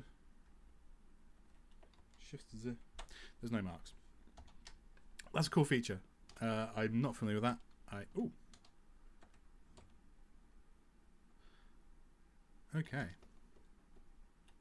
Right. That's actually pretty cool. I kind of get that now. So, show mark that allows appending the current selections to the mark register, because that's explained in a way that doesn't really help you understand unless you play with it. Prompts to chain and save different append several selections made using completely different methods, select split without being forced to preserve them at all times. That's actually really cool. I think you'd have to play around with the splitting part of it, but the append thing alone is super useful. When you say, like, I need to keep this selected, but all this other shit's elsewhere, right? So you can just go through, and then you can just add that, and then later on you go, well, actually I also want to select this and change this at the same time. So if I know that, like, I've got a bunch of values and they're in 8 places, I add them to that mark, right? And then I just recall that as a selection, basically. It's like a selection buffer. It's probably a better way to put it, right? And then, so if I just do this, Alt Z, and if I just do, hang on, so if I just do, oh, actually that broke it, that did something different. So if I do this, right, I do the word possible, okay, there we go, save one selection to that register, and I do Alt Z, and I do append list, oh no, there we go, I do like that, there we go, and it adds that previous thing. So if then I do this, I do zzz with those two in, I go to here, right, let's just drop that selection, oh, undo, let's just drop that selection down, so I get rid of that, and I come to this word here, and I press Alt Z A, there we go, and then Z again, Shift Z again, then that also gets added to the selection. Let's drop that down, Alt Z A, there we go, but I haven't actually, or have I? Have I already updated it? Let's do this again. So, let's just grab a new, let's do this. So, 1, 2, 3, 4, right? Found. 4. What? 4. Right, thank you. So, 1. And I do, okay, then I do append. No, that's not it. What did I just do? Okay, wait. Alt Z, append. No, hang on. Back. So, this must be very hard to watch. There, and then Alt Z, append. There we go. Nice. So now, without having to, previously I was pressing Shift Z again, but now if I do this Alt Z, append again. Okay, cool. So it's not done that. Sick.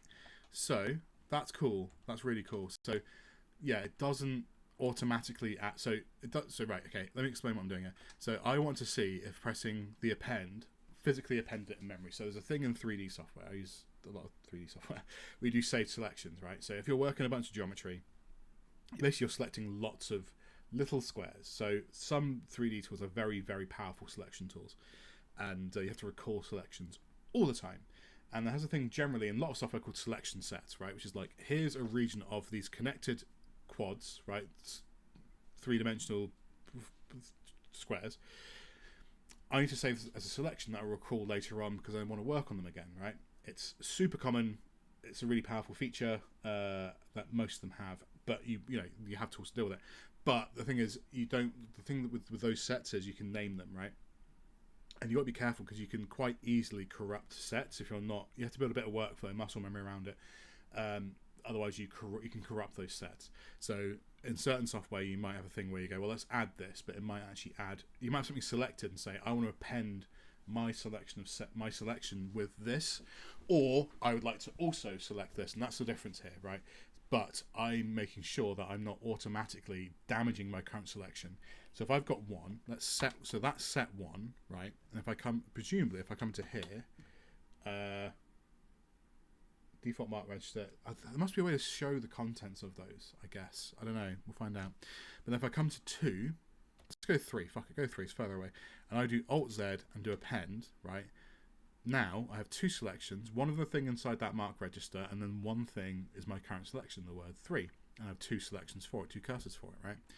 But if I then break that down again, and I move to 4, Alt-Z, A, only one has been saved, right? So we've not updated that mark register.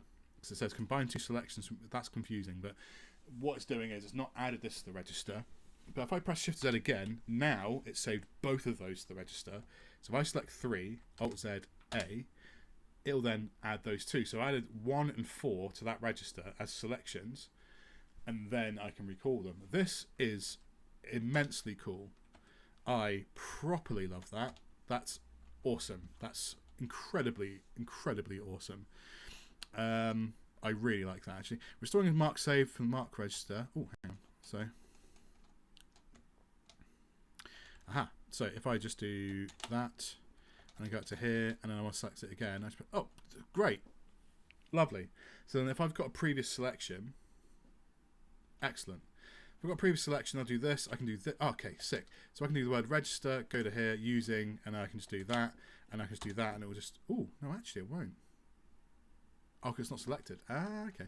So if I just do this, right, like that, I'd have to then append it first, right? Yes, fine. That makes sense though. Append that, and then I'll add it, and then I can still come back here, drop that selection, press Z, it will put both of them back in. That is ridiculously cool. I super like that. Not gonna lie, that is phenomenal. I imagine it's probably thinking in Vim, I guess. Vim tutor. Mark.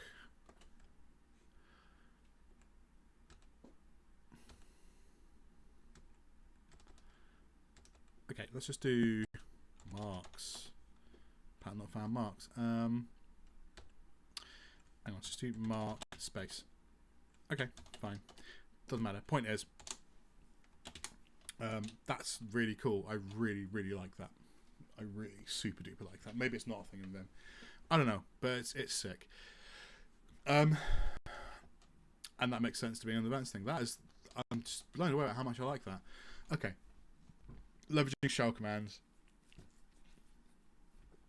A lot of the sort of advanced stuff I go like, oh, that's cute, that's cool. I won't fucking use it though. Where it's like, oh yeah, no, you can keep selecting these things based on the regex you provide. It's like, oh, just don't worry, man. I'll just do the thing twice. Like, unless the file's like 150,000 lines of like fucking XML or something, I don't care.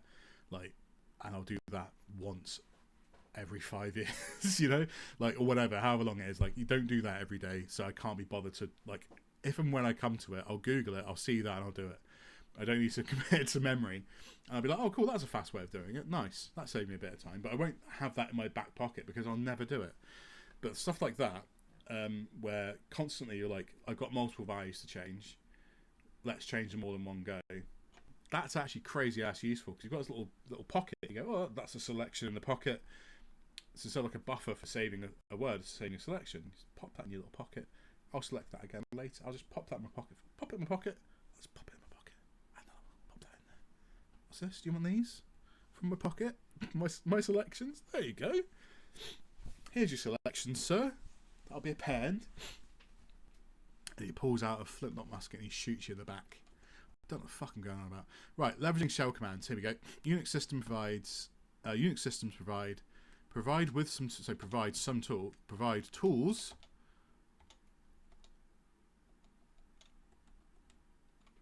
Just do this, right? Provide tools to interact with data and being used compliant. Yeah, kakoune allows leveraging those tools to modify a buffer's contents. There you go. New paragraph. Oh, that works the same way. Nice. So I've broken the cute formatting. Oh well. They actually make your life worse anyway. Just do a pipe. Let's lay some pipe. Pipe G. Okay, so pipe input field pops up. Doo doo doo. Hey, and it shows you all of the. So I can do rails, which won't do anything. Right. So prompts a shell command to which selections will individually be sent through the command standard input. Wrapping selection can be achieved invoking the fold utility. E.g. fold W-A-T. Okay, and then fold. I mean, I don't know what the W-A-T.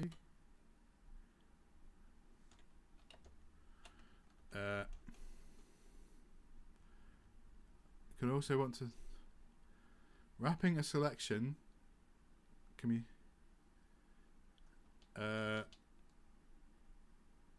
Okay, so pipe fold. Okay. Don't know what I did.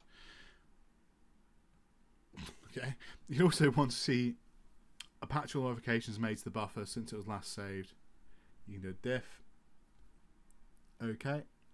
Note that control. Okay. Alright.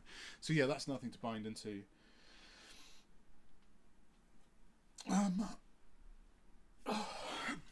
Okay. That's fine. So you can just diff.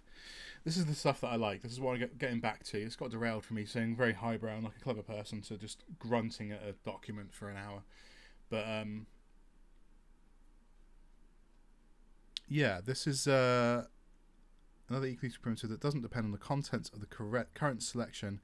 It's the exclamation mark primitive, which simply inserts the output of the given shell command before each selection. Lovely. But actually, what we're going to do, let's put this to good use. So just do brew install lolcat.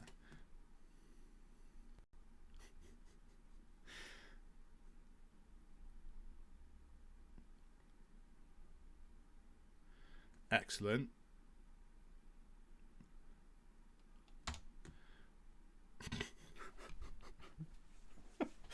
Okay. We'll give that a minute to finish. Well, actually, let's see. Lolcat. There we go. Lolcat. Hello. Was that just go? Oh no! Wait, hang on. That's not how you do it. Hello. Oh. Wait, hang on. Oh, that's not it. Actually, no, I've done the wrong thing. I've done the wrong thing. Sorry. Brew. Let's do something more important. Yeah, let's do this. Yeah, let's do that. Excellent.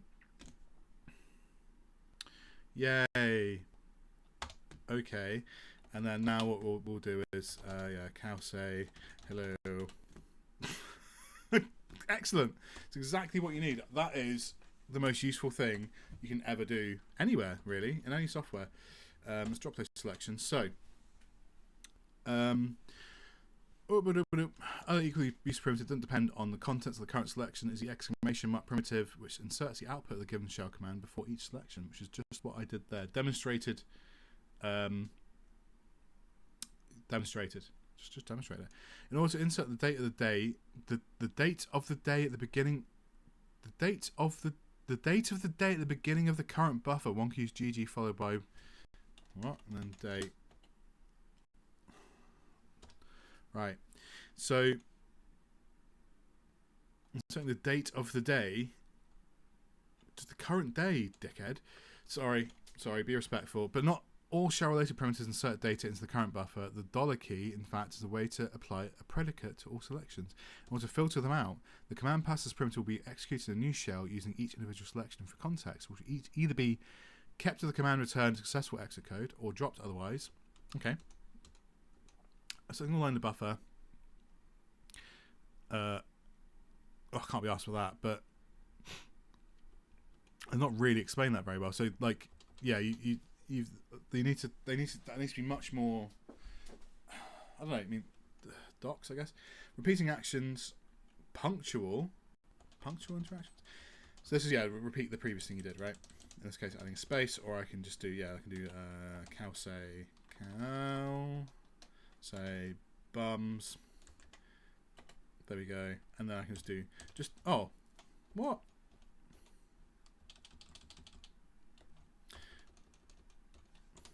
Okay, there we what?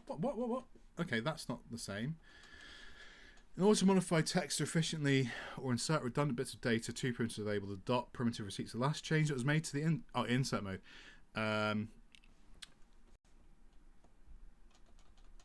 Okay, so what we'll do is that, and then yeah.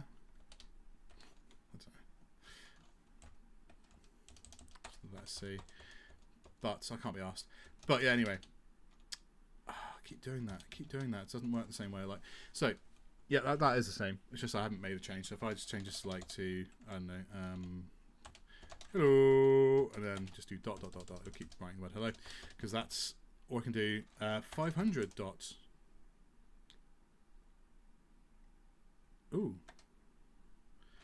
50 dot. There we go. Oh no, it doesn't work. 50 dot.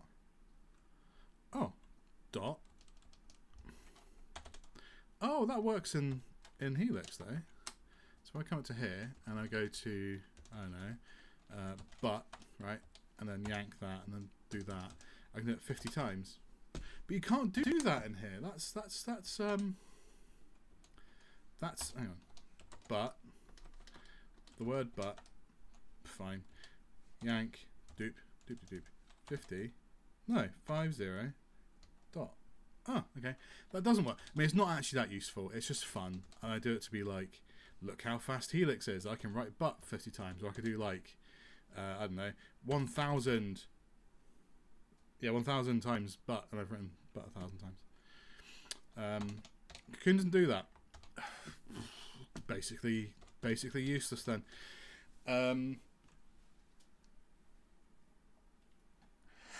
Okay. Alright, so an alt dot paragraph to append new line character to it and cycle through the following paragraphs. Repeat the same bit.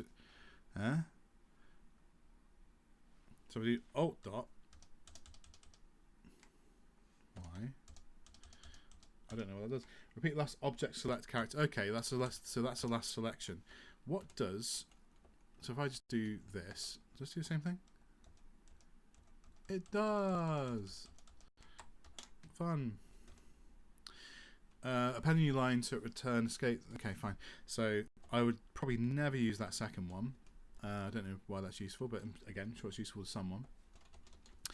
Complex changes, transforming successive chunks. I find myself using this VV thing quite a lot actually, which I did not expect. Is that the end of the document? All right. Transforming successive chunks to formatted data can be cumbersome when done manually and lacks hindsight when writing a script for a particular purpose non-interactively. The middle ground between the two solutions to record the modifications made. This is about macros. Okay, cool. But, okay, then we finish the document. We're done. Okay, so,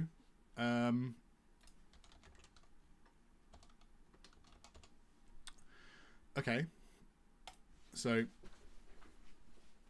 trampoline is awful.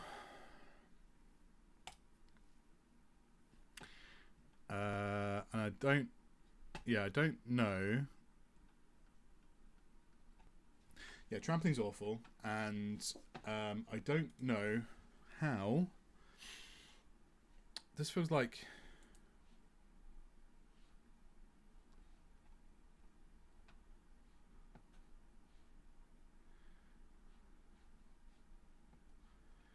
So presumably this is elaborated on more inside the docs, right? So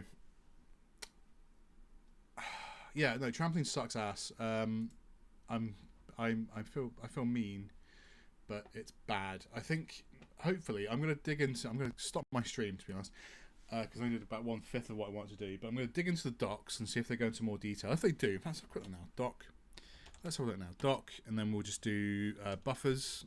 There we go, perfect. I mean, not to open. See doc commands. Okay. Okay. Kind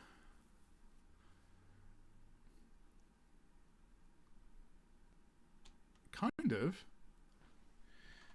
Okay, so just do doc, and then we do mark. No, okay, marks is not there. Doc, and then there's not actually. There's not very many docs. Go to mode, view mode, prompt mode, object mode, user mode, user mode. What?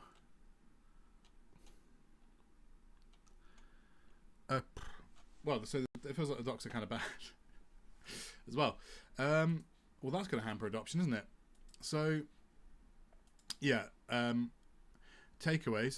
Just cap this off, right? So we've been through the equivalent of Kakoune's Vim tutor thing. The writing of the document leaves an awful lot to be desired, to the extent to which I would probably start over.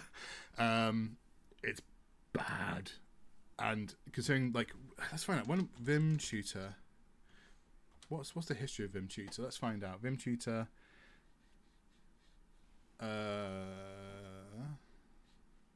Vim tutor history. I use Kagi now.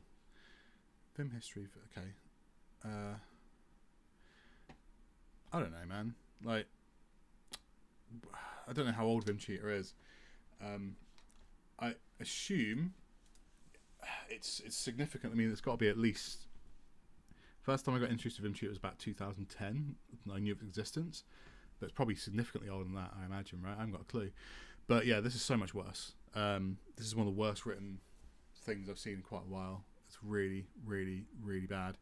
And it actually makes things more confusing than less, especially for users coming from existing systems. This just does a really bad job of orienting you. The amount of times I go, oh, it's actually this thing.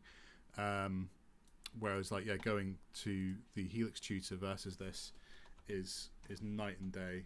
And already, this is an unfinished or considered to be unfinished guy, and it's just a ton better. Just massively, massively better. And this is not finished. And also, I think by Vim tutor standards, you probably say this is quite bad, because Vim tutor is really good. So if we go, let's just come over here. So I would say, yeah, Vim tutor. There we go. I would say how many lines? Let's just do. How do you do this? I don't know. Either way, what we'll do is we'll just do. I can't remember what it is to go to the end of a document.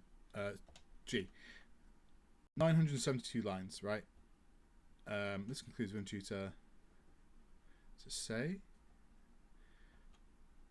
The book is older and more about Vi than Vim, because Vi's from the 70s, right? It is intended to give a brief overview, blah blah. Was written by Michael C. Pierce and Robert K. whatever. Modified for Vim by Bram. So modified for Vim by Bram Moulinar. So presumably this is originally written for Vi, right? Which means 70s. So how you get to a point where you write this document and you go, well, this is better or good. And, like, again, I don't want to be a dick, but it's just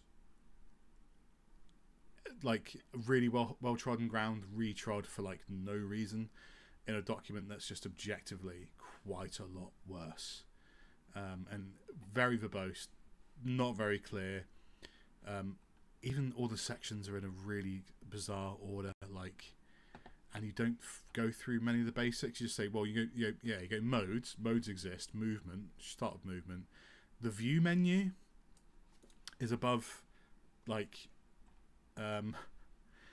repeating actions. It's also above, like, your custom selections is not useful. It's above registers, it's above counts, and it's above, like, search. You have the view menu. Again, I don't know. Yeah, it's above search, selections, and it's missing tons of stuff, and it doesn't even establish what half of the keyboard shortcuts are, and then introduce them later. It's like a thing you see in Wikipedia, in really bad Wikipedia plot synopses, right? When they do a plot, and then halfway down, 3 paragraphs in, They mention the name of a character, they haven't established who it is yet. It's like, oh, and then Bill set the house on fire. And it's like, we've not ever mentioned Bill in this plot synopsis, but he's a character in the film. But you've not mentioned him. You've not set up who he is, so the reader can't understand who that character is. It's that all the way through. It's like, honestly, I would like, if there's no people out here being like just, you need to just use the one from Helix. It's so much better, and you could probably rewrite the Helix one in an afternoon to work for Cocoon. Yeah, like an afternoon. It's easy. But yeah, I think my main takeaway is there's some really cool stuff. That Marks thing is crazy good. I don't think this has really scratched the surface. I think there's obviously a lot missing from this document, which is problematic because it is so radically different from... Well, if it comes from Vim and you were given this as your reference to understand why you should use this, you'd be really perplexed. Because the thing that I would start off with is, here's all of your basic motions, right? And I'm not sure how it does it here. So yeah, it does basic cut, basic movement, exiting, cute. That's also directly lifted from Vim Tutor. Yeah, what have we got? Exiting Helix, deletion. So yeah, delete lines, insert mode. So it goes all the way down here. Saving files, really useful. And there's a recap. Different sort of inserts. I, capital A, all that sort of stuff. Opening lines. Yeah, the basic motions. Probably got replacements. Has it got R? It's probably got R. WEB. What have we got here? Yeah, WD. And then words and words. It's got, yeah, the like big words, little words. Change commands. It's got change the section. Presumably. And then it's got counts. Counts come up here. We've also got select and extend. We haven't got R. Have we got R? Either way, they probably should have done R. If they haven't, they could. Whatever. This is a great explanation of words versus words. Probably again lifted directly from Vim Tutor. Counts and motions is up here as it should be. Select and extend mode. So yeah, this is different, but then this should be a section. Selecting lines. This should also be a section because it doesn't explain this. I don't think it explains adequately. You even can select lines. I don't think. At some point, I think it drops in. Like when you've selected a line with X, that same thing. Paul then went to the shop, and you haven't established who Paul is yet. Because also my one I think is broken, but yeah, like this explains what it does, and also it integrates the concept of counts, collapsing sections. This is like, yeah, this is reducing. But then the way they phrase it, it's normal. They phrase this bizarrely in the other one, going into really heavily the difference between the anchor and the tail and the act. It's like no, there's like the cursor and anchor, but you can understand the selection here. You don't need to explain what the selection is. People start doing it, they'll see it, and they'll go, oh, the cursor and the anchor, that makes sense. That's the start and the end, right? And you don't even necessarily say the word anchor, you could just say start and whatever. Yeah, undoing, copy and pasting text. I would personally probably put like the register stuff up here. I don't know, maybe not. Searching and file, excellent. So yeah, tap that to search forward and file, enter to confirm search. And then the way they put it in Cocoon, have I closed it? Oh, I have. The way they put it in here, they're searching. In order to move the cursor to a specific word, the search command is the way to go. The functionality allows the user to jump to the next occurrence of a piece of text. Upon hitting the / key, a prompt reading search will pop up in the status bar, we haven't explained what the status bar is, in which you can type your text and validate using return key. You'll notice that as you type, the cursor changes location to automatically give you a preview of where the cursor would be displaced. We've said move and then we're saying displaced again. If you validated the search. However, this behavior is only a preview. It's in the prompt mode, and then you can just go, well, yeah, there we go. That search is forward. Enter to confirm search. I've copied this in 3 times. That was me. Sorry. Yeah. Press / to enter the search. Enter to confirm the search. You know what that means. There's that entire paragraph done. Type N to go forward. Type Shift N to go back. And this just says the same thing. But jumping from one match forward can be achieved using the N key and backwards using the Alt N key combination. That's fine. And you say to search backwards, just do that. Unlike Vim, perfect, wonderful. And then also it probably says you can put a regex in. Searching using searching uses regular expressions, allowing you to target more complex expressions, which you'll learn about in lessons on the select command. And there we go. That's in how many lines? 1, 2, 3, 4, 5. 1, 2, 3, 4, 5, 6, 7, 8, 9, 10, 11, 12, 13, 14. So 12 lines versus fuck knows double that versus that, and that says more, like quite a lot more. So much better. So yeah, I'm not gonna say and just bitch around it for. I feel like I really want to actually, to be honest. But and it throws in some cool, cute little things. Again, this is like really unfinished. So do Vim Shooter again. Really hard to see where the cursor is in vanilla Vim. So yeah, text editing, deletion. It follows the same thing. Insertion, appending, editing a file, does a summary. Deletion commands, there we go, perfect. More deletion, operations and motions. So yeah, like this trampoline doc leaves so much to be desired. I would, if I were involved in this project, I'd be fighting to probably scrap this, because I've got a saying that I like kicking out occasionally, which is like, ideas are only as good as their execution. And if the idea is to get people onboarded with this tool, this doesn't do that job properly. So it's not really, I think it's kind of like, it sounds really stupid, but then again, I'm a product designer. That's what I do. Do you know what I mean? Like, you can design, like, you could design the best thing in the entire world, and if you can't explain to someone why they want to use it, they won't use it. It doesn't matter. It could be incredible, and those people impotently scream at the sky going, why don't you see these things my way? So, because you haven't told them the idea, right? You could sell someone a really shit idea really well, like crypto, or like any of the stupid gadget ban ideas of the 2010s, or most of Kickstarter, because they're flashy and they look well presented and cogent. You go, that sounds plausible. And for each one of those successfully funded thing, I guarantee you there were 10 that were great ideas that got fuck all traction because they couldn't market it properly. Unfortunately, that's the way of the world. So that's why this bothers me so much, because this is crappy. Some of these paragraphs are really hard to even pass, coming from someone who has used a very similar editor, right? And clearly when they wrote Helix, they looked at this and went, fuck that.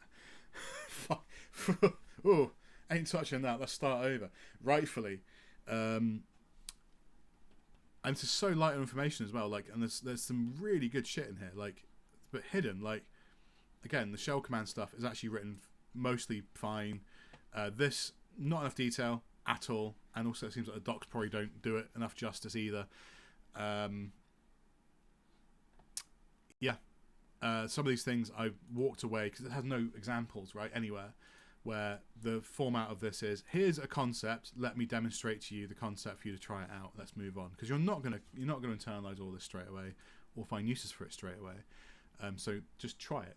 This is how it works. Here's an example how to do it. Here's how you do the example. And you go, oh! And it's kind of fun. People speedrun Vim Shooter. So, yeah, and then there's certain things you leave and you go, I'm not entirely sure. Like, this whole section about rotating, where is it? It's around somewhere. Rotating selections, which I couldn't, for whatever reason, I couldn't, there we go. Rotating, often in conjunction with splitting primitive. The rotation primitive, again, this whole concept of primitives is fucking stupid. Just all the selections clockwise. Note that count allows rotation to take place in subgroups where size is given by the count parameter. The fuck does that mean? You haven't demonstrated this. You've told us an example. A numbered list where all the numbers are selected, e.g. 1, 2, 3, 4, 5, 6, 7, 8, 9, 10, 0. Rotation using this primitive will shift all the numbers by one selection forward. Is that just increment? Is that just incrementing a number? If we do, where are we? We don't have. Let's do a cac. Let's do some cac. 1, right? Select that. Alt does nothing. So Alt, open bracket. Shifts the selection clockwise. Because yeah, you can increment numbers here, I think, and then I think is that on like, I don't remember. I don't actually use this ever. But you can like increment numbers directly in Helix. I wouldn't be shocked if you could also do it in Cocoon, but they forget to mention it. But yeah, like this is why it offends me so much, because you've got this concept here that you haven't done. I mean, again, I've got a bug that means I can't do this or whatever. There's something going on with my terminal which allows me to not do this. Fine, that's on me. But you've not demonstrated this concept or explained it particularly well. It's bad. And like, this is from, again, this document dates back to 2017, and this is that classic, can you explain to me what this thing does? And if you can't do it, then it's not worth anything. And that sounds really not worth anything. That sounds extreme, but like it's one of those things of like, again, ideas are only as good as their execution, right? Or they're only as good as you can they're only as useful as you can make them sound, right? And look, we're in this sort of big economic bubble around a next word predictor that people have speculated can do all this stuff, and it can't do about 90% of it really. It can do it a little bit, but using fluffy language, something which you can explain actually pretty quickly, it predicts the next word in the sequence from a big bundle of stuff. It's like, I use the example of saying it's like dropping a ball bearing into a pachinko machine, and then there's enough things for it to fall through that eventually it will fall in the right bucket. So that's how an LLM works, right? It just finds the next word in the sequence, and it finds the most plausible next word in the sequence. There's no intelligence, there's no reasoning, there's no thought. It just has a big data set, which makes it more likely to find the next most plausible thing. And the context window is just adding more noise to that ability to find the way through a thing. Past a certain size, it waters down its result to find a single accurate result. There you go. LLMs in 2 sentences. That's just how they ultimately work. And there's some randomness in there. There's a lot of technology in there. But like, just through using fluffy language and lots of promises, you can then make trillions of dollars appear overnight. You know, again, you have to explain things properly, or explain things in a way that either get people excited or make sure they understand it, which is why you've got to document shit, people.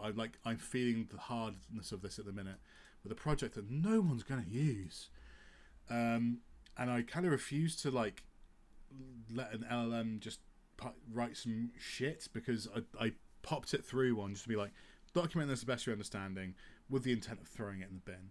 And there's so much, the shit to useful ratio is so out of whack, it actually made my job of writing documentation harder when starting from scratch. So it's like, documenting shit's hard and annoying and boring and lame and smelly, but these ain't good. Anyway, I'm going to be finished with this